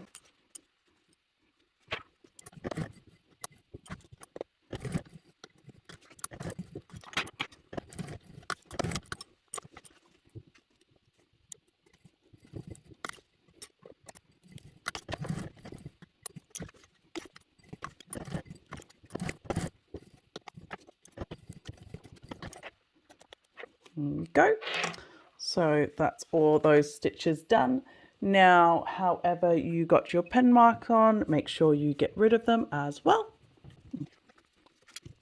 Okay, so that's the handle now sewn on to the top panel exterior with the D-rings on as well. You may notice that I've got marks on my handle. That's for the rivet placement. You can do that later on. I've just done it earlier, that's all. Anyway, so moving on, we're now attaching the side panels to the zipper gusset. So what we're going to do is we're getting our two side panels, we're matching them short sides together with the top panel with the handle, and we are going to sew that together with a 3/8 seam allowance, and we're doing that on both sides. So right sides together, 3/8 seam allowance. So follow me over to the sewing machine.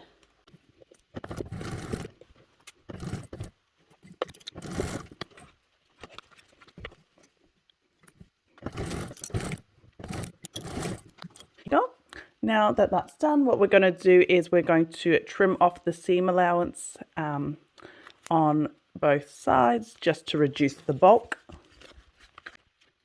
And then we're going to open it up and we're going to top stitch it with a 1/8 seam allowance, and we're top stitching it on the side panel side.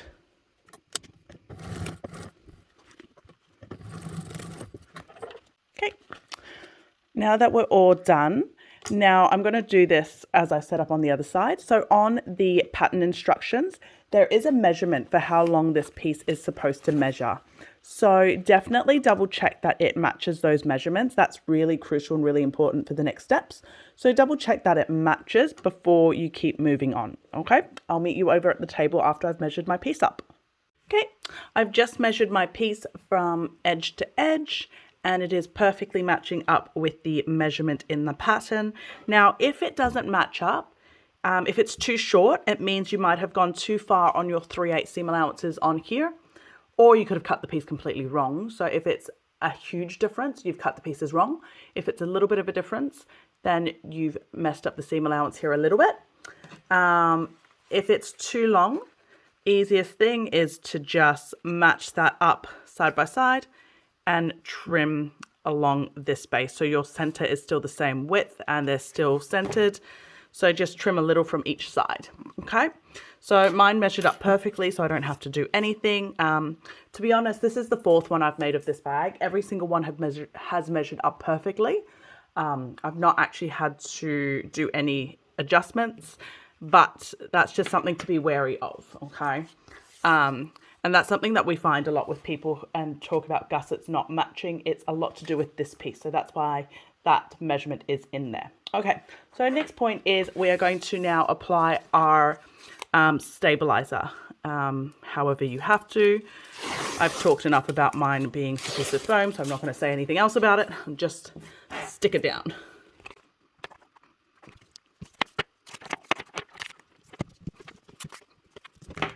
This is one of the things I love so much about sewfisticated foam. If I feel like it's not sitting exactly where I want, I can pull it up, redo it, and it's still super sticky. But it also doesn't leave a sticky residue on your fabric. So anyway, that's my story. Okie dokie. So now that's all attached. The next step is to put your rivets in. So on either side of the handle, we're doing 3 rivets. So that's 6 rivets all up. So we are doing 3/8 of an inch down from that line, 3/8 of an inch up from this line, and 3/8 of an inch down from that line. Okay. So, and the same on this side. So all up, 1, 2, 3, and 1, 2, 3. Okay, so I'm going to quickly go install these rivets and come back to you. Okay, so that's my rivets all set now. So moving on, we're going to grab our zipper tape. So in case you cut them all at the same time like I did and you weren't sure which is which, so it's the one that is slightly longer. That's the one that you want. Okay, so before I do anything else, I'm going to mark my center points on my zipper panel. Go, that's marked. And then now that that's marked, I'm also going to mark the center points on my zipper tape. As you've noticed, I haven't put my zipper pulls on yet. I like to put them on later. You can put them on now if you're someone that forgets about them. To be honest, I do a lot too, but I like to put them on later because it's, to me, it helps me get a straighter line. So that's why I do it. Now, something I should mention, this obviously isn't directional fabric. If you were using directional fabric, your zipper should be attached to the bottom of your directional piece, okay? So if that's the top, that's the bottom, okay? If it's non-directional, easy peasy. So we are attaching the zipper to the top gusset here.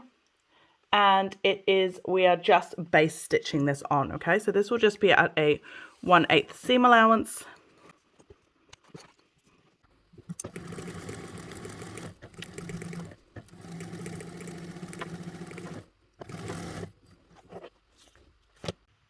So we've just base stitched the zipper on to the zipper gusset. So the next thing that we're going to do is we're going to mark 2 spots. So I've already done it off camera. You might see that black mark there on either side. Maybe, maybe not. I don't know. I'll bring it in. Okay. So this marking, yep, that's focused. Okay. Is 3/8 of an inch up from the seam there. Okay. So we're just measuring 3/8 up from the seam towards the center, and the same on the other side. 3/8 up from the seam towards the center. Okay, so now that we've marked those 2, we're grabbing our last 2 remaining side gussets, and we are attaching them raw sides to the zipper tape with the top, so the large wider side, matching up with that mark. Okay, and we're going to head back over to the sewing machine and we're going to baste these 2 down.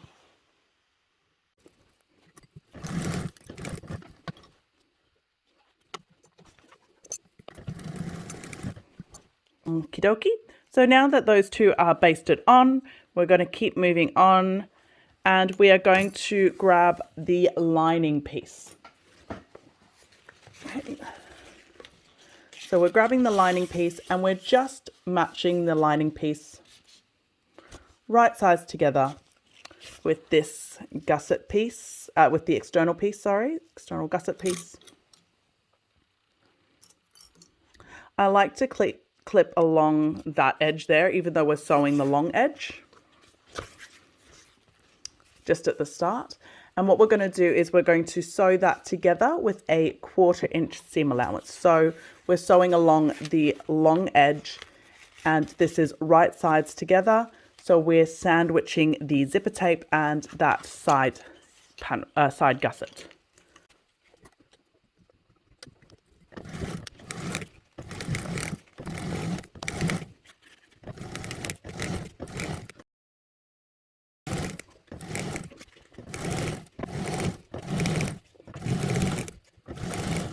Okay, so that's all sewn on. So now what we're going to do is we're going to turn the lining right side up. We're going to top stitch along the external, but we're going to make sure that our side panel is out of the way. Okay, so our side panel is over this side, so it's not being top stitched. Okay, over here, not being top stitched. Yep. Oh, and we're going to not just top stitch, we're going to continue on and baste the edges as well, just to hold everything in place.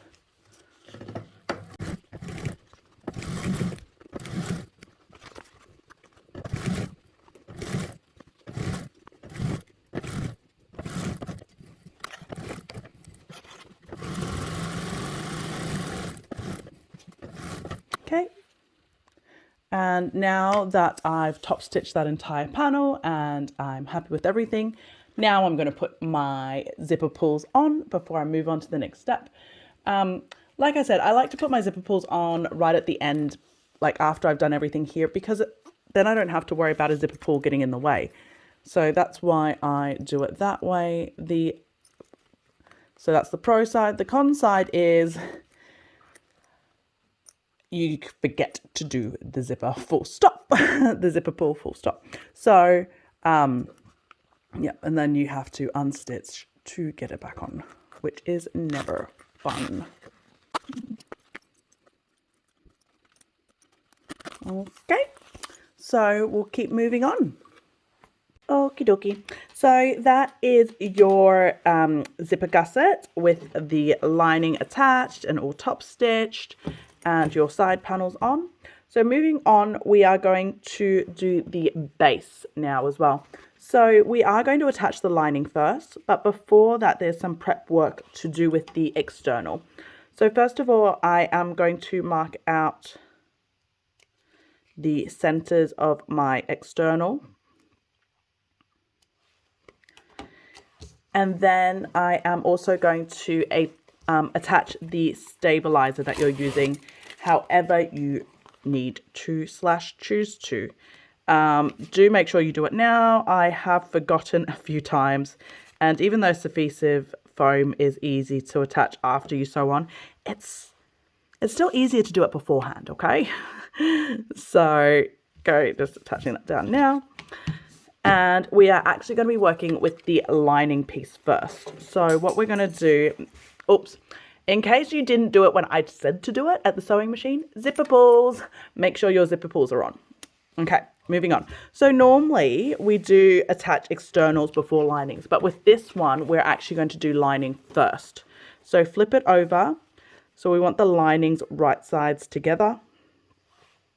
And we are going to base this on with a 1/8 seam allowance. So base it on across there with a 1/8 seam allowance, and we're doing that on this side. And then after we finish that, we are going to get the external, we're going to match up the external, and we're going to sew that on with a 1/4 inch. So we're doing lining first, lining to lining, right sides together. So follow me over. So we are basting the lining. Then, now that the lining's basted on, we are grabbing the exterior. Make sure your stabilizer is on. And we're matching the exterior base with the exterior zipper panel. Right sides together. Now, the zipper might be longer. That is completely normal. And now we're going to sew along there again with our external there with a 3/8 seam allowance. I think I might have said a 1/4 before, but it's 3/8. So 3/8 seam allowance is what we're doing. Here we go. So now that's sewn on, what I am going to do is I'm going to trim off this excess zipper tape. Remember, whenever we cut zipper tape, we give it a quick little singe just to seal it off.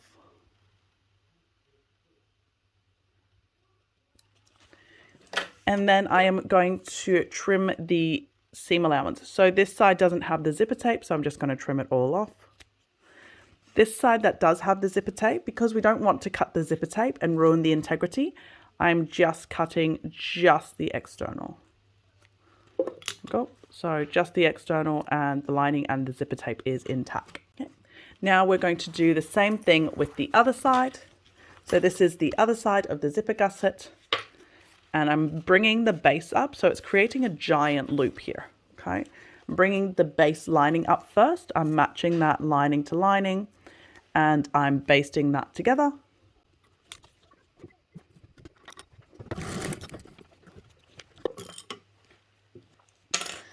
Okay, and then I am going to bring the base exterior across and attach it. Now, as you can see, there's obviously a lot of excess in here because the base is much shorter than that zipper panel. So however you attach it, whatever works for you. So you can just, with this fabric that I'm doing at the moment, I can actually just bring it over like this, clip it on the edges and sew it, and still have everything out of the way like that. But what I've found, if you've got like tougher fabric, like thicker vinyl, what has worked for me in the past is actually rolling this up into a smaller thing like this, and then bringing it all across. So I've got like a little, I guess like a spring roll. Okay, so whatever works for you. I do tend to use the roll method because it's not very often that I get to work with vinyl like this that's so maneuverable and easy to use. So I tend to go for the harder, not the harder, but I guess like the way that works most of the time for trickier fabrics. There we go. Okay, and I am going to sew this together with a 3/8 seam allowance. Now I do notice on the other side, I do like to sew from the lining side up with this because the stabilizer is already installed. To me, I just find it easier to not have to deal with the stabilizer, to be honest. So this is again at a 3/8 seam allowance in case I didn't say that.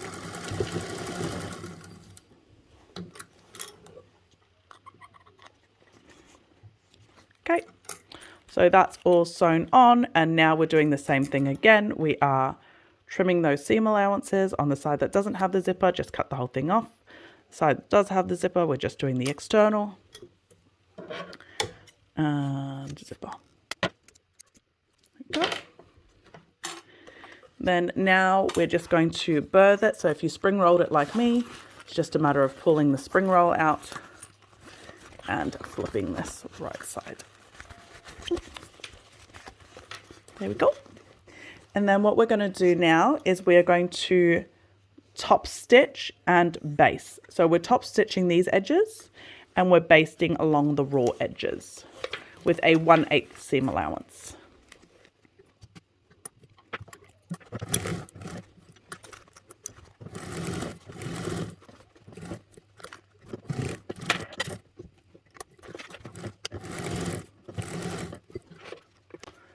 Go. So that's all basted and top stitched. So that is our main zipper gusset now done. And we are going to move on to the back panel zipper gusset, so the smaller one. So we've just finished that front zipper gusset, so we're moving on to the back zipper gusset. So this one, I've already got my zipper pulls on. Now this one, it's really important, double check your measurement on the zipper tape. Again, I am known to be quite lazy with my zipper tape measurements. Sometimes I just let it go a little bit longer and whatever. But with this one, you really want your zipper tape to be exactly right per the measurement. Again, it's the same situation as like that front gusset, is because that is going to mean how easy or how hard or even impossible you are going to find sewing the gusset onto the main panels. Anyway, enough talking. So first of all, install your zipper pulls. After that, it's the same situation as what we did with the front, but less pieces. Now, I've said in one of the other parts of my video that my zipper tape isn't your standard zipper tape. So your standard zipper tape width is 1 1/4 inches.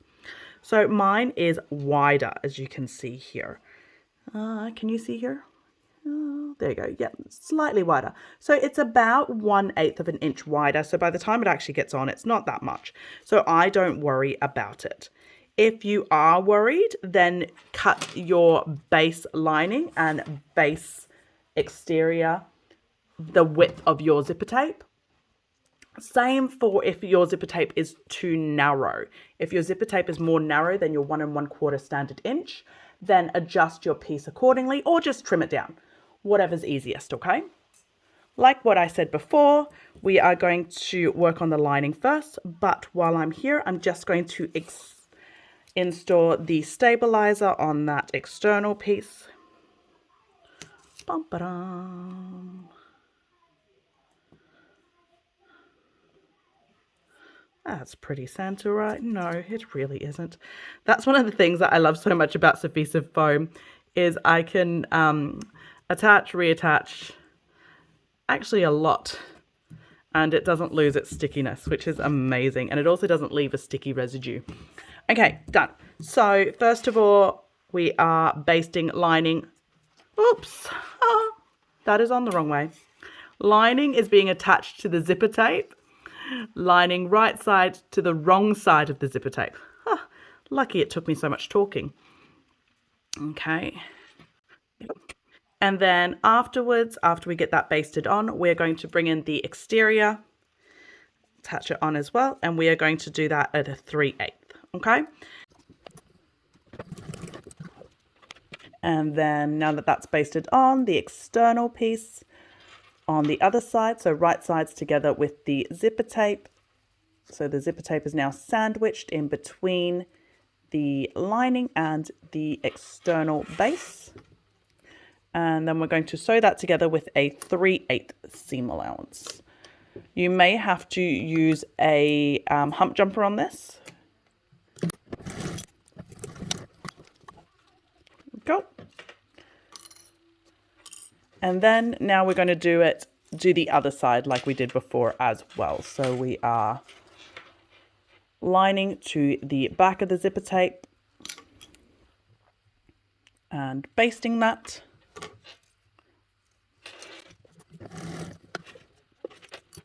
Then external, making sure that you're not tangling it at all too. This is at a 3/8 now.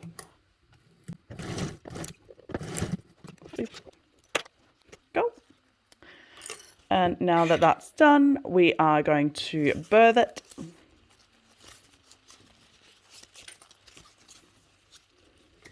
And then like we did with the front zipper panel, zipper gusset, sorry, we are going to top stitch and baste.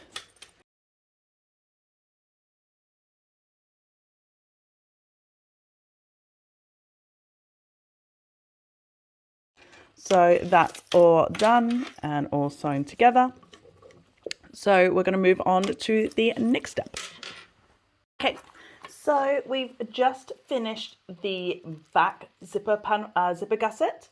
So now we're going to move on to attaching the back zipper gusset to the back exterior panel. So if your back and front both have the slip pocket, the easiest way to tell the difference is the back one also has that side gusset attached that has the sewing lines on it. Yeah.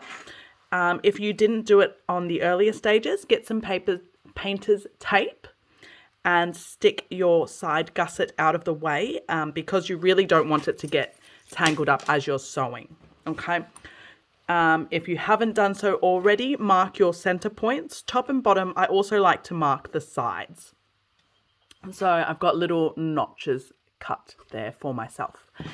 And do the same on your zipper panel as well. So I've not marked it yet, so I'm doing that quickly now. So I like to mark multiple spots. So obviously this is the top center, that's the bottom center. And then I like to mark the side centers as well.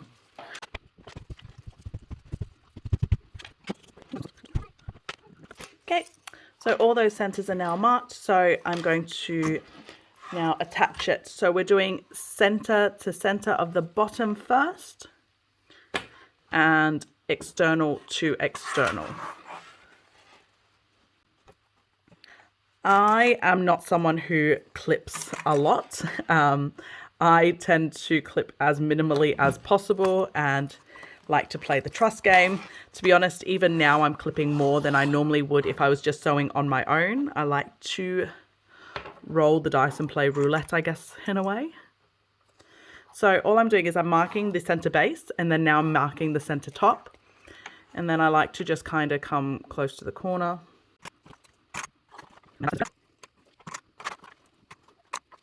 Now that I've got that all clipped, I'm actually going to open the zipper up, because it's just a little bit easier to sew for me anyway, with the zipper open. So I'm just doing that.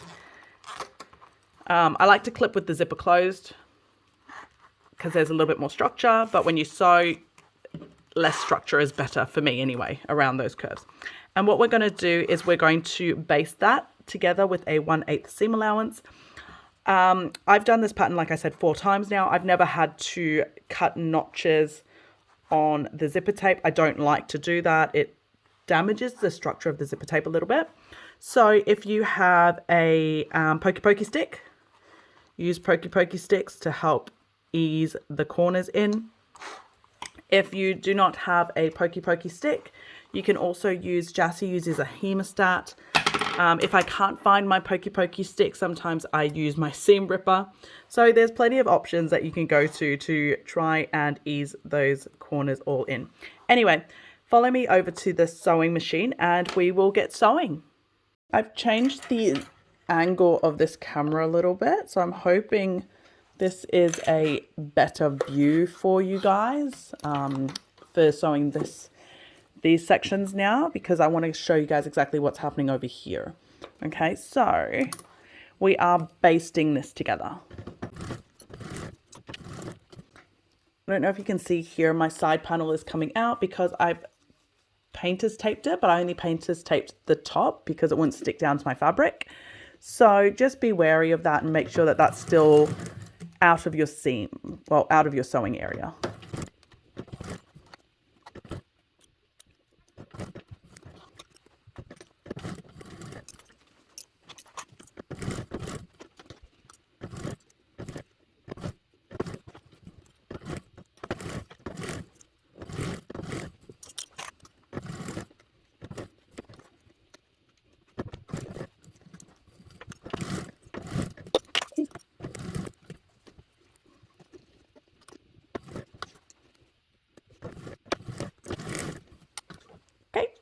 So that's all sewn on. So what we're going to do now is just double check that you're happy with the stitches. So the main thing I like to check for is puckering in those corners.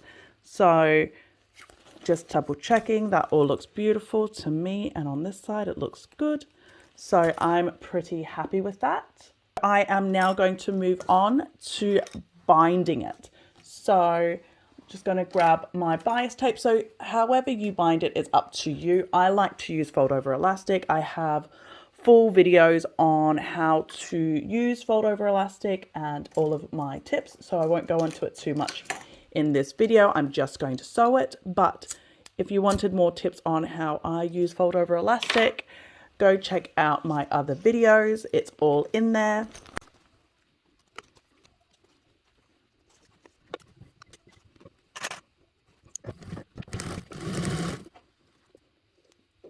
I'm hoping my hand isn't blocking your view, because I use this hand to smooth this into place.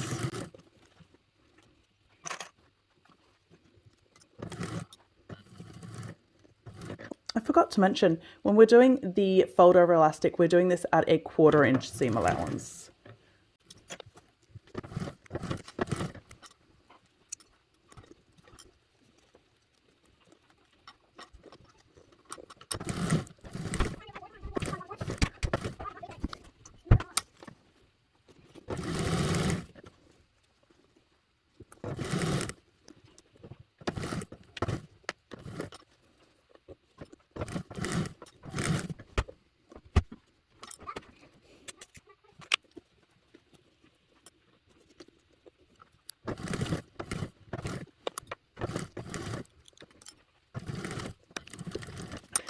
This is the moment of truth with binding, right? Is whether it worked. Go. So I know this side was all really good and I'm happy with, because I was on that side. So I'm just checking the other side. It's all caught.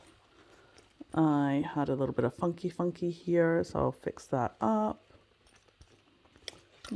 But yep, I'm happy with all of that. So I am going to move on to the next section. So follow me back to the table. Okay, so we've just sewn the exterior back zipper panel to the back zipper gusset. So that's all done, and we've binded it and we're happy.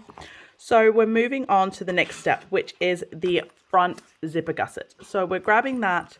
If you haven't already, make sure you mark all the center points. So the top, the bottom, I go one step further and I match top and bottom, and I find sides as well. Okay, and what we're going to do is we're going to match the raw side, so not the zipper side, to the zipper of the back gusset. Again, we're doing it right sides together. Okay, so this is the top to the top, the base to the base. Go. So a good checking point when you clip the base as well is that these base should be lined up, and if they're not, just double check them.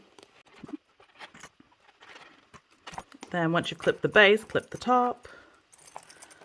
The top again is being clipped to the zipper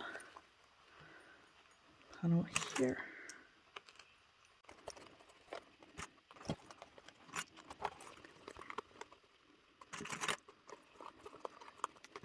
You might find it easier to clip this with the zipper open. That is absolutely fine too. So whatever works for you. Obviously with the zipper open you have less structure, so you're not fighting as much with the fabric. There we go. So this is what we should be working with when it's clipped. So you've got all the external is this way, and you've obviously got this panel still kind of in the way. Okay. Okay, so we're going to take that over to the sewing machine to sew it together. I might do this here actually. So after you clip it all in place, then unzip that zipper as well, just to make it easier to sew, that internal zipper. Not internal zipper, sorry, the back gusset zipper. So the zipper that you're sewing on.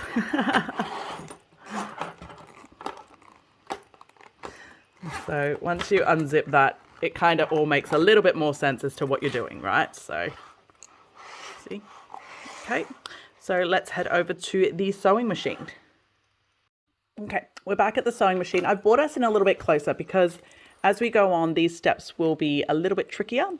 So this is the front zipper gusset is facing up. So the zipper section is actually facing down. Okay, so that's how we're going to be doing this.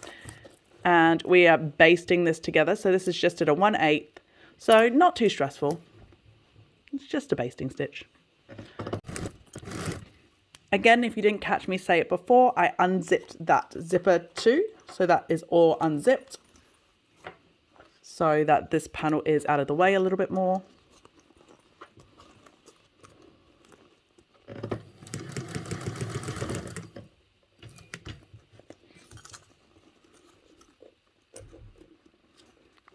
And your zipper tape is under here, so I'm just making sure I'm still happy with its placement, because like I said before, I don't use a lot of clips as I go. So I'd rather clip while I'm on the sewing machine. Yes, I'm different. I'm hoping I'm not blocking your view with my hand. Don't know if you can see, with the left hand I'm feeling where the zipper teeth is. So I'm just making sure that it all still feels nice and flat and level, and I'm happy with how it's going. And now that I've gotten past that bit where it was a bit more attached because of the bases, I'm able to flip that up. Let me just come up a little bit, so that this is literally just a loop. So it's much easier sewing.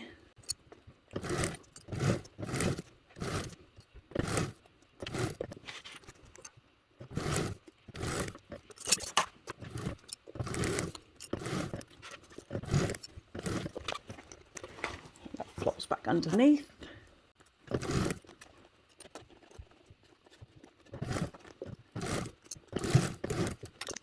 So that's all done and all sewed together.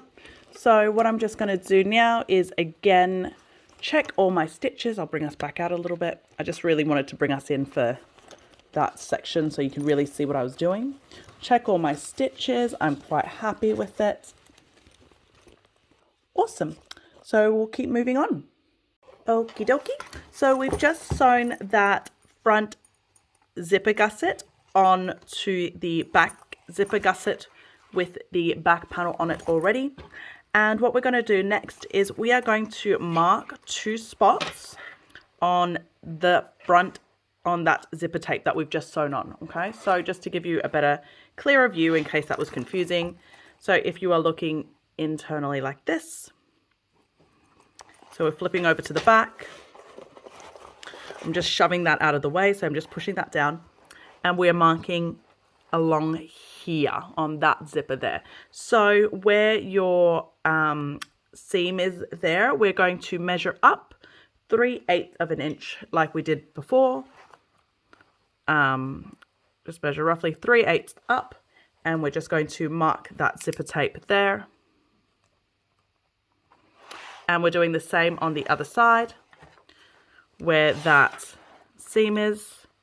We're marking 3/8 up. I'm using my ruler here because I don't think anyone can get any measurements out of this, surely, right? Okay, there you go. So that's 2 matched up. And then what I'm going to do is I'm finally going to untape these zipper gussets. And I am matching this raw edge with that zipper tape right there.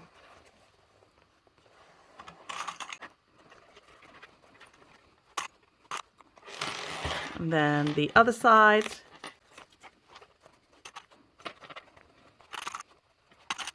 And then we are going to baste that on at the sewing machine. So we're basting that with a 1/8 seam allowance. Basting this on, the easiest way I found it is to literally just have it this way up. So your bag's kind of standing, I guess, at a loop.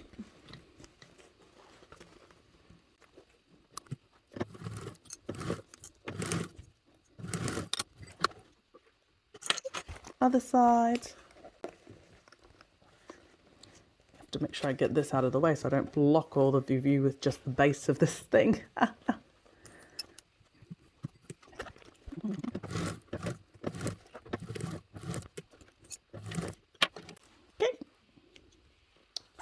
So that is basted on. So let's move on. Okay, so now we should have something that looks like this. So your your side gussets are now attached to your zipper gussets, and you have your back panel attached. I still have it unzipped, so that's why it's flopping in like that. Now, if you are skipping chapters for whatever reason, I'm just going to yell this out because this is really important. Make sure you have your side gussets sewn down, okay? This needs to be on now. There is no if or buts. Okay, so moving on, we're grabbing our center panel. If you are doing this exactly per the instructions, you will have the 3D panel facing upwards. If you are doing it however you want, then the thing to bear in mind is this, whatever is facing inwards right now, is the bit in the smaller compartment, okay? So the card slots are in the smaller compartment, so whatever's facing up is what's in the bigger compartment, okay? So once again, if you haven't done it already, make sure you mark all your center points. So I mark, like I said, top, bottom, left, and right. And then we're going to clip it in place again.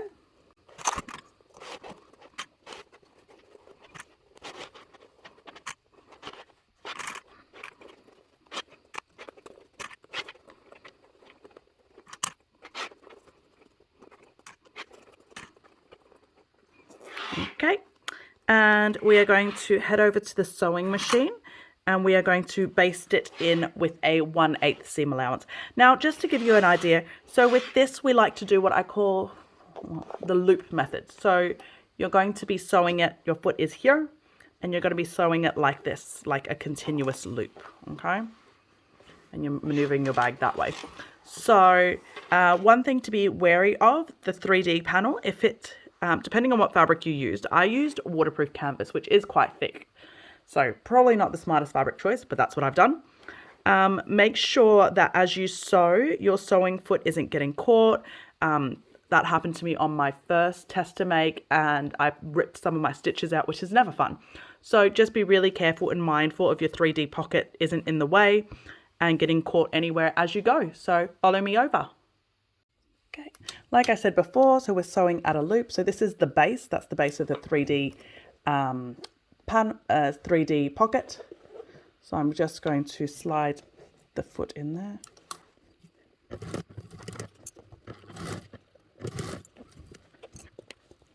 So these corners, I found it easiest to use your hemostat or like I'm using a pokey stick to kind of hold it in place as you take those corners. If you are struggling with the corners, another way to do this is actually to focus on doing your straight edges first. So do all your straight edges and then come back and do the corners afterwards.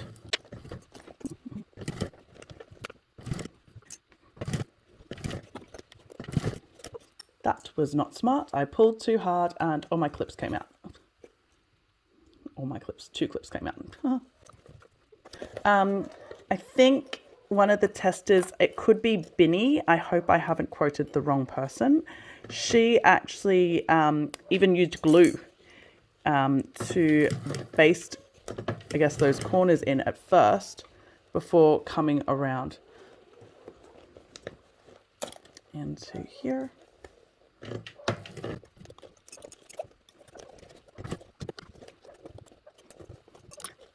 I'm struggling at the moment to get a good angle, mainly because, to be honest, this camera is right in the way of all of my vision. So, but you do what you have to do, right? I'm just double checking my lining. Yep, I'm still happy with my center points, even though I had that big mess up over there. So this is where if you just did that straight edges first before you did the corners, it could be helpful. It makes it a bit easier.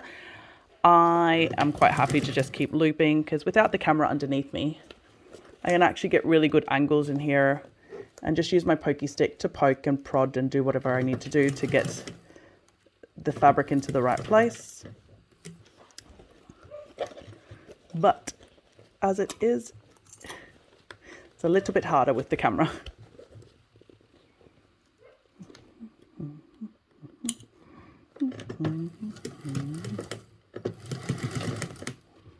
This is the bit where I got my 3D panel stuck before. So now that I've done it once, I'm never going to do it again. So what I'm doing is I'm just making sure that panel is not in the way.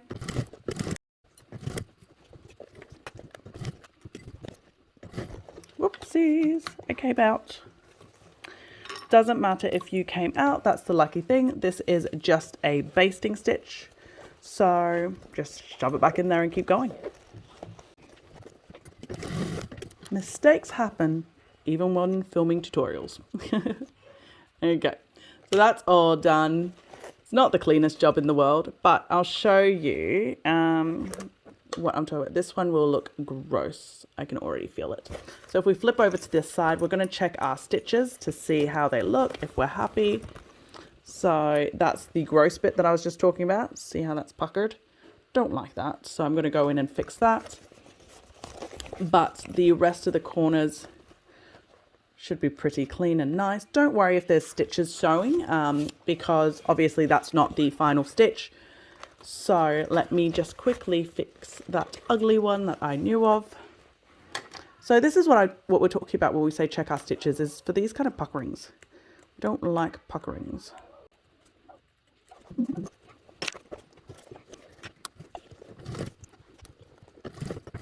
Go. Okay, I'm happy. Okie dokie. So we're going to quickly check all our stitches, make sure we're happy with it. And if we're happy with our stitches, we are now going to proceed to binding this whole section that we've just done. So let me quickly double check that I am happy now with that fixed corner. And then I'm also just going to trim off any excess that I think is excess, because we don't want bulk inside our binded seams.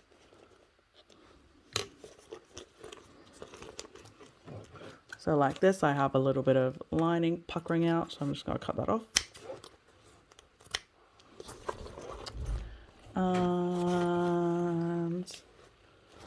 And oh, there's a little bit here. I'll trim this one off too. just make sure if you're trimming, you do not touch the zipper tape, because the zipper tape is obviously just right here too, right? Oh, yeah, So just be really careful. Sorry, that's my 4-year-old. But yeah, just be really careful when we're trimming that, okay? So we're going to move on to binding. I might take a little break before I bind. There won't be a break in the video. Sorry, you guys are just going to have to keep watching, but I'm going to make a cup of tea. Okie dokie. I've just come back from my cuppa, so I'm feeling all good. Anyway, so we're going to keep going. So now we're going to bind. Oh, am I going to hate myself for where I've placed the camera? Probably. Okay, so just so we know, this is going to be the trickiest part of this make, okay?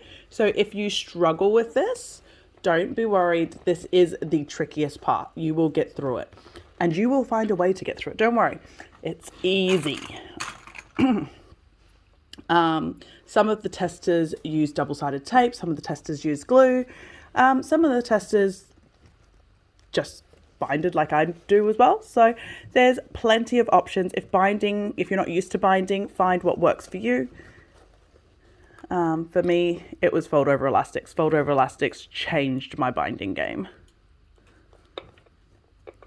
But like I said, this is going to be the trickiest part of this make. So once you get through this bind, you've got this. You're at the finishing line.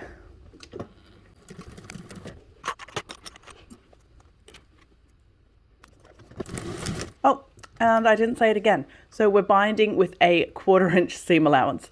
I don't know why I struggle to remember to say that all the time. I don't know if you guys can see me doing it right now. I'm holding down that corner with my pokey stick so that the fold over elastic stays exactly where I want it to help me get a nice, beautiful curve around this edge here. Oh, a bit of fabric fell out. Don't know where that came from. And this is where pokey sticks come in so handy, especially when you're binding. You can use it to kind of poke the bottom to get it to where you want it to go, or you can use it to hold the top like I'm doing now to keep things where you want it to stay.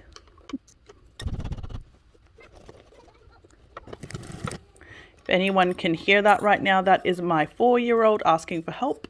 Apparently he is locked out. But I have one rule when it comes to binding. If binding is going well, you do not leave the machine.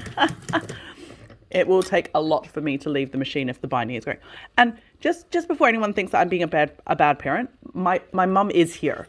Okay, so grandma is here watching him. Like, it's not, I'm not here leaving my 4-year-old wandering the streets, okay?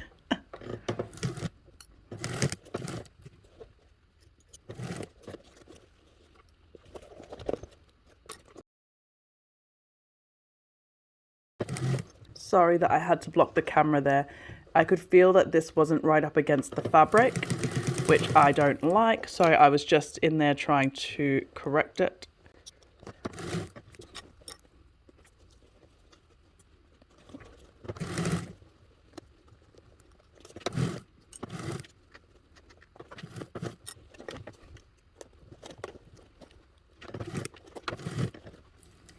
Again, like I said before, because I've been caught once before with that 3D pocket getting breaking off from being stuck to, I don't know what that's called, that little screwy thing on my sewing machine. So now I'm really pedantic as I come over to this corner. So see, it's trying to get caught again.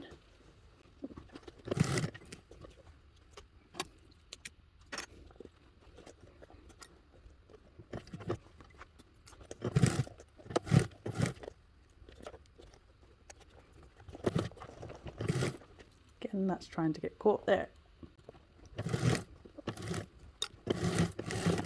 I can definitely tell you already I've missed some part of this binding. I could feel it as I was going, but we will check it together anyway. Actually, the base is better than I thought. Okay, there's a little bit there. I'm just going to put a clip there. I like to put clips as I go because I am quite forgetful. Actually all pretty good. I'm not happy with this corner, but we'll see how it looks on the outside as to whether I need to do anything about it. Okay, so all of these bits that I need to fix are all on straight edges. So I'm actually going to do this, slide this in the wrong way around. So I'm just fixing these binding mistakes up that I had. It's just straight up, the binding didn't catch on the underside, that's all. Or the stitching didn't catch the binding on the underside.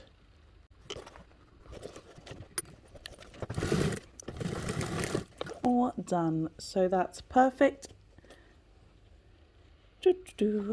I'm just going to check that bottom corner that I'm not sure if I'm 100% happy with.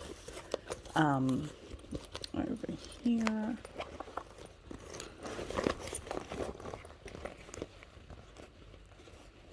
Actually not too bad. It's a little bit of stitching is, a little bit of my basting is showing, so it means I haven't gone in enough. So I might just go in there quickly and just make sure that I've gone in far enough on that 1/4 inch. This is also one of the reasons, I know I said I'm not going to give many hints today on fold over elastic, look it up, but this is one of the reasons why if you decide to watch my video about fold over elastic and tips, I suggest using the same color thread and lining and fold over elastic if possible. So obviously I've not followed my own recommendation here. I've got you know, a bright orange, rust colored, I think it's called, twill as the lining.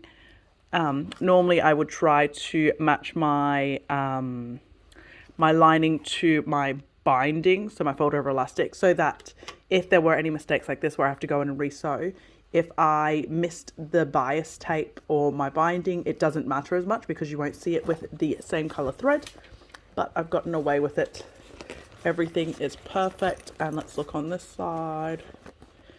Yep, that's much better. Perfect. Okay, we'll keep going. Okie dokie. Here we go. We're up to the final assembly. So this is where we're up to. We've just binded and attached all the center panels and we're happy. We've checked. Everything's good. So now we're moving on to the front panel. Ta-da! So if you didn't do it already, make sure you have all your center points marked. I did have them, but they are obviously semi-covered by my front panel. I am super smart for doing that. Anyway, they are there. I can kind of see them. So good enough for me.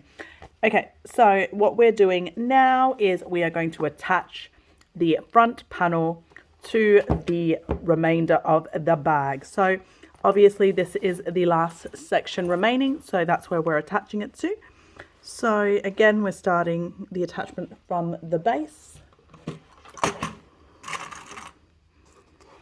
If it looks like I'm super awkward with clips, it's because genuinely in real life, like when I'm sewing by myself, I don't use clips. Yes, it's a bit naughty, I know. So again, this one, you are going to sew it with the zipper open. So we should probably just open the zipper up now, hey? Make it a bit easier. So,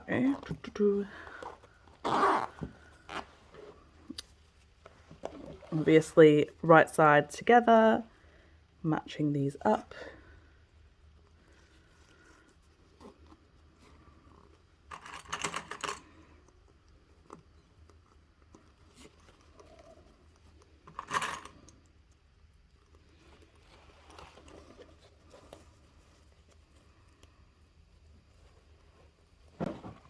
Sorry if you see my head, I'm just trying to find my center mark. To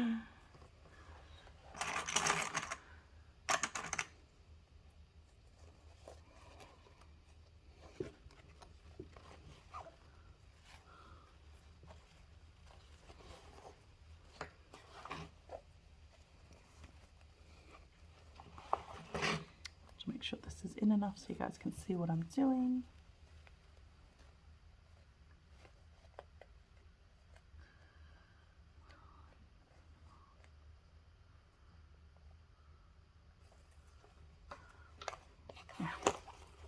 I gave up.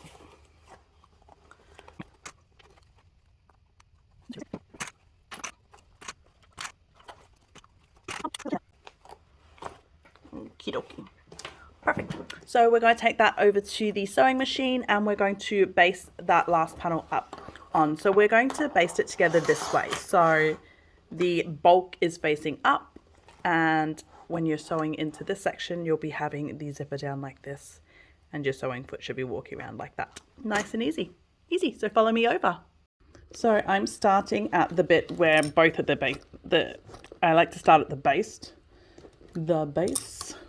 I don't know why, it's just something I've always done. I've always started at the base of bags if it doesn't say to do otherwise.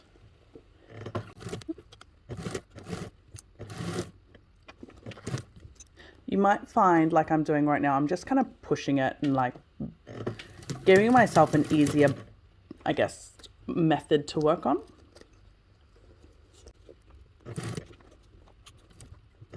As you see here, I've got my side gussets sticking out. That should not be. Make sure that's out of the way and not in your seam allowance or not getting sewn over.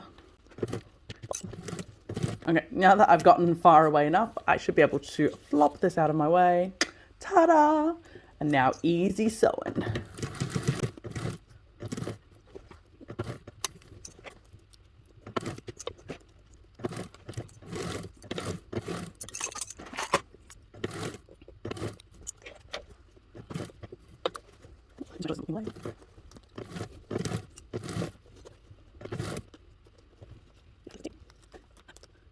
Sorry, this looks super awkward because, like I've said before, this camera is literally under my chin, so it's actually really hard for me to see what I'm doing.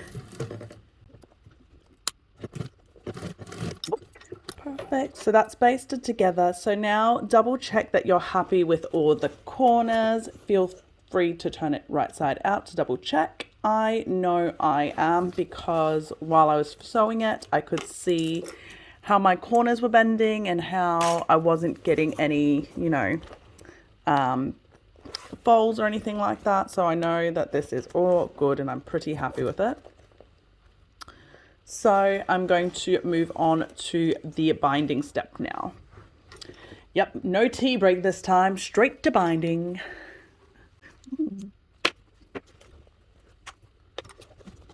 And we're doing a 1/4 inch seam allowance. I remembered this time. Yay!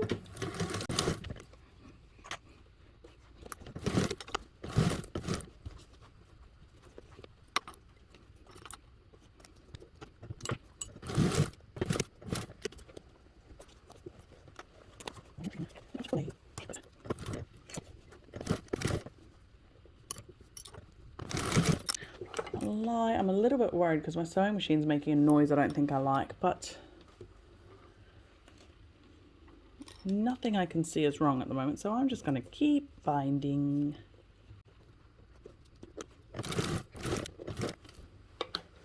Ah!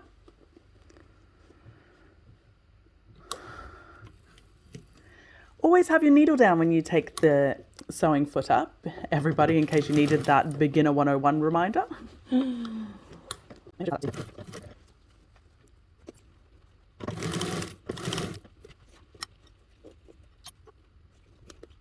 case you wonder why you see my pokey stick rolling around all the time, and you're like, if she uses this pokey stick so often, why does she not know what to do with it?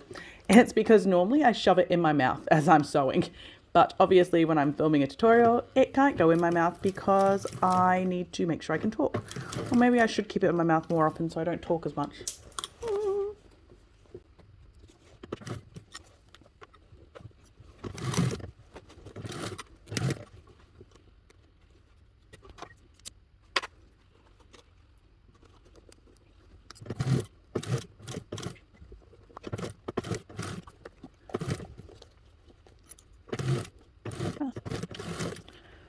Okie dokie, moment of truth. Ugh, that's a bit ugly at that right start there. Okay. Wish me luck. Oh. It's actually perfect. Cool. So, all of this is beautiful. I'm happy with it. Oh, there's some loose threads hanging about. So let's go back to the other side. Okie dokie. So that's now that bit all done, bound and happy too. I should have cut off all my loose ends. Anyway, so just double checking, we're happy with everything. The binding went beautifully, if I do say so myself, so I'm happy. Now next we are going to move on to the attaching the zipper divider. So what we're going to do first is we are actually going to birth the bag. So does it count as birthing if you're literally just flipping it right side out? I don't know. Anyway, we're flipping the bag right side out. Now here's something to be I don't know if wary is the right word, but with bags where you've used binding on zipper corners like this, it can take time for the bag to settle into the shape that you want. So use your fingers, guide it, press it, tell the fabric where you want it to go and let it sit. This is one of the biggest things. A lot of people don't let their bags sit overnight. So this front panel, I like to open the front up like this, take my hand in and push along those bottom corners. Get that nice and beautiful, and then push out this top corner. Same over this side before I zip it up. If your fabric still isn't sitting how you like, getting some, using something to stuff it full also can help. So, but that's the thing with binding. Binding gives beautiful structure, but you have to let it know what structure you want it to hold, okay? If that makes sense. Easy.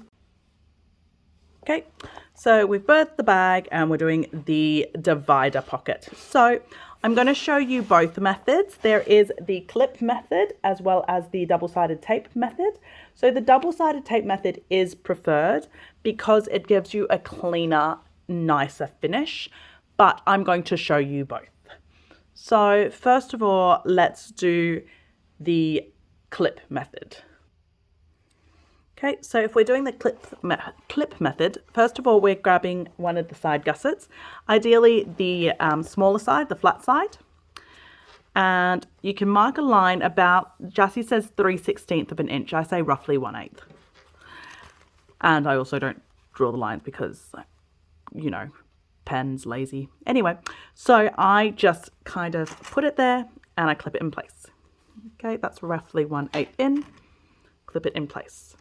And then we're going to take that over to the sewing machine and we're going to sew it on with a 3/8 seam allowance. So follow me over to the machine. Okay, so we're at the machine and so I'm sewing this on with a 3/8 seam allowance. So the 3/8 is from the side panel because obviously the zipper is nestled in about 3/16 if you're following Jassy.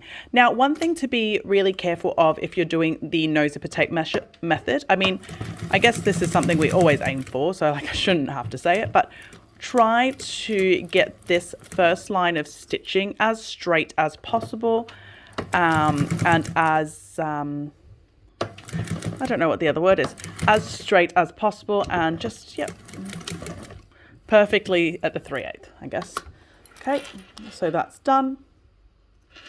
Okay, so now what we then need to do, trim off the threads, of course. Okay, what we're now doing is we are flopping over the bag. We're getting the other side of that the other side gusset that hasn't been sewn onto this, and we are attaching these together. So the zipper pocket is now, that's the green, is sandwiched in between.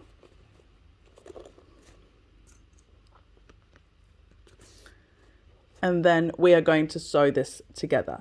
Now, this is why this method is not the preferred method, because obviously in an ideal world, we're going to sew this way so that you can see your previous stitch line and sew directly on top of it. But we're not in an ideal world. Because of the bulk of this, it's not going to happen. I mean, I guess you could try and do this. I've tried a few different ways. It was honestly hard to try and get a direction that worked. So your best way, so we're going to go flat way down so you don't have anything to go off. And that's why that first line had to be so straight and perfect, because this line now we are hoping matches up with that first line if you had sewn straight and true.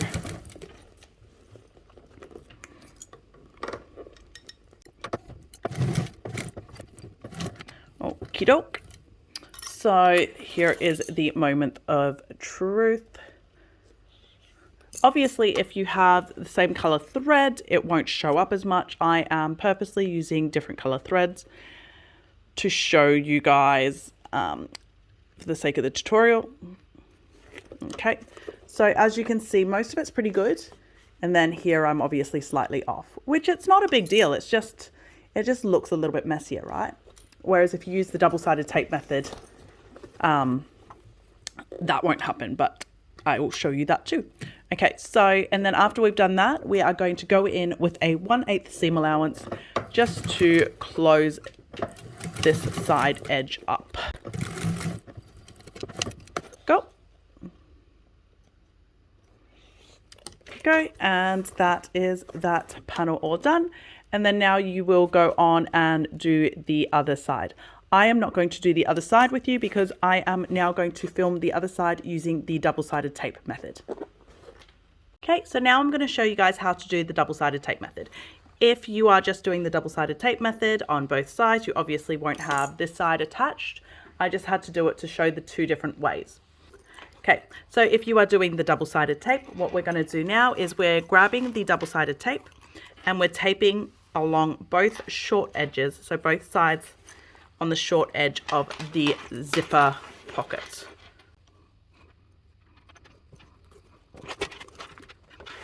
Let me just say too, if you weren't like me doing a tutorial and doing two different methods, you would have done all of the double-sided tape before. So you wouldn't be having to weirdly squish the bag onto the table like I am. You would have put all double-sided tapes on all four sides of this pocket instead of what I'm doing now. Okay, perfect. So now that we've got double-sided tape on, I'm going to start with one side. It doesn't really matter which side. I like to start with the flatter side first. It's my personal preference.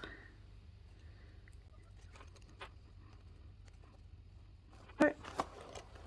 Now, from the edge here, you can either draw a line 3/16 of an inch in, or I tend to eyeball it. So we are roughly lining that up about 3/16 or 1/8 of an inch in, trying to keep that as measured as possible, and then we're just going to stick it down. Obviously at the moment I have a little bit of pull because this side is already sewn in. So if you were doing the first side, there won't be any pull at all. And then we are going to undo the other side of the sticker tape as well. And we're going to match this side panel to that side panel.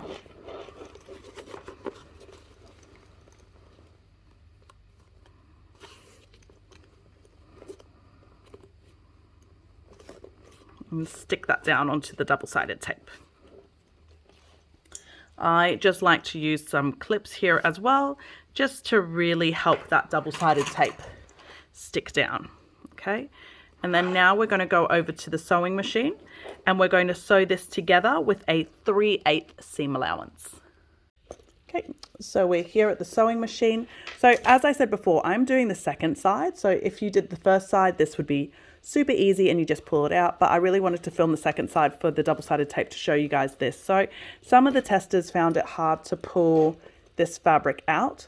So what I like to do is I use my hand to push the main lining inwards, so it's completely out of the way.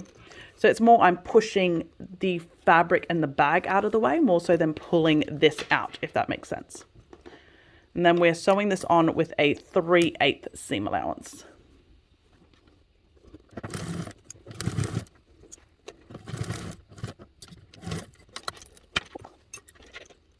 Okay, there we go. So that's sewn on now with that 3/8 seam allowance.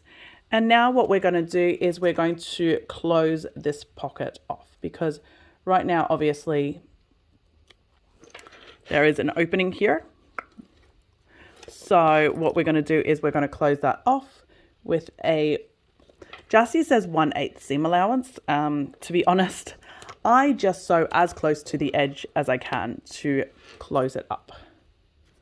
So I'm just trimming some threads while I talk. Okay, so let's go back in and close that up. Okay. And that's that all closed up. And guess what? We're done.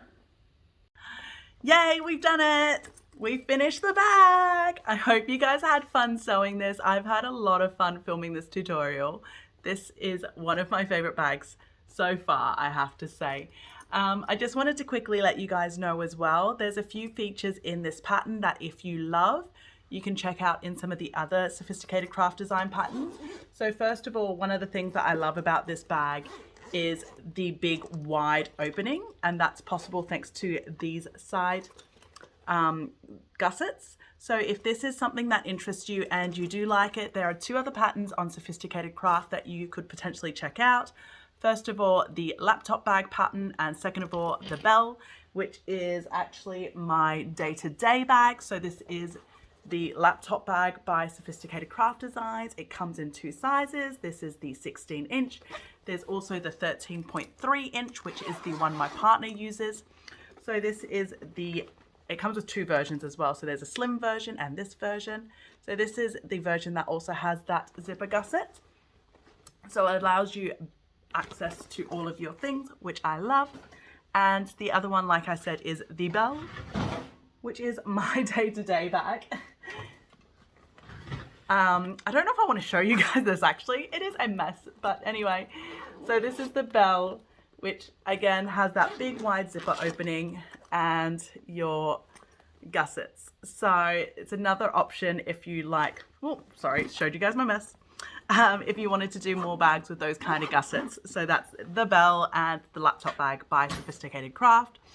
And if you didn't know, the divider pocket is done the same way as the Sophisticated Peony pattern, which I've also done the tutorial on, so check that out. Anyway, you guys have heard me talk long enough throughout this tutorial.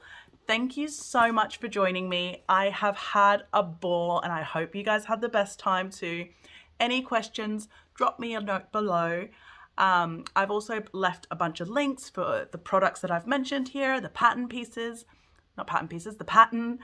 I do get some more affiliate payouts from the links that I share. So if you do purchase anything from those links, thank you so much. You are helping support this stay-at-home mum and I appreciate it so much. But yeah, have the bestest time. Leave me comments. I will respond. Please subscribe if you haven't already. And I think that's everything. So I'm Sam from Made by Erin. Thank you for sewing along with me today. I've had the bestest time, and this is the Pandora Allure by Sophisticated Craft Designs.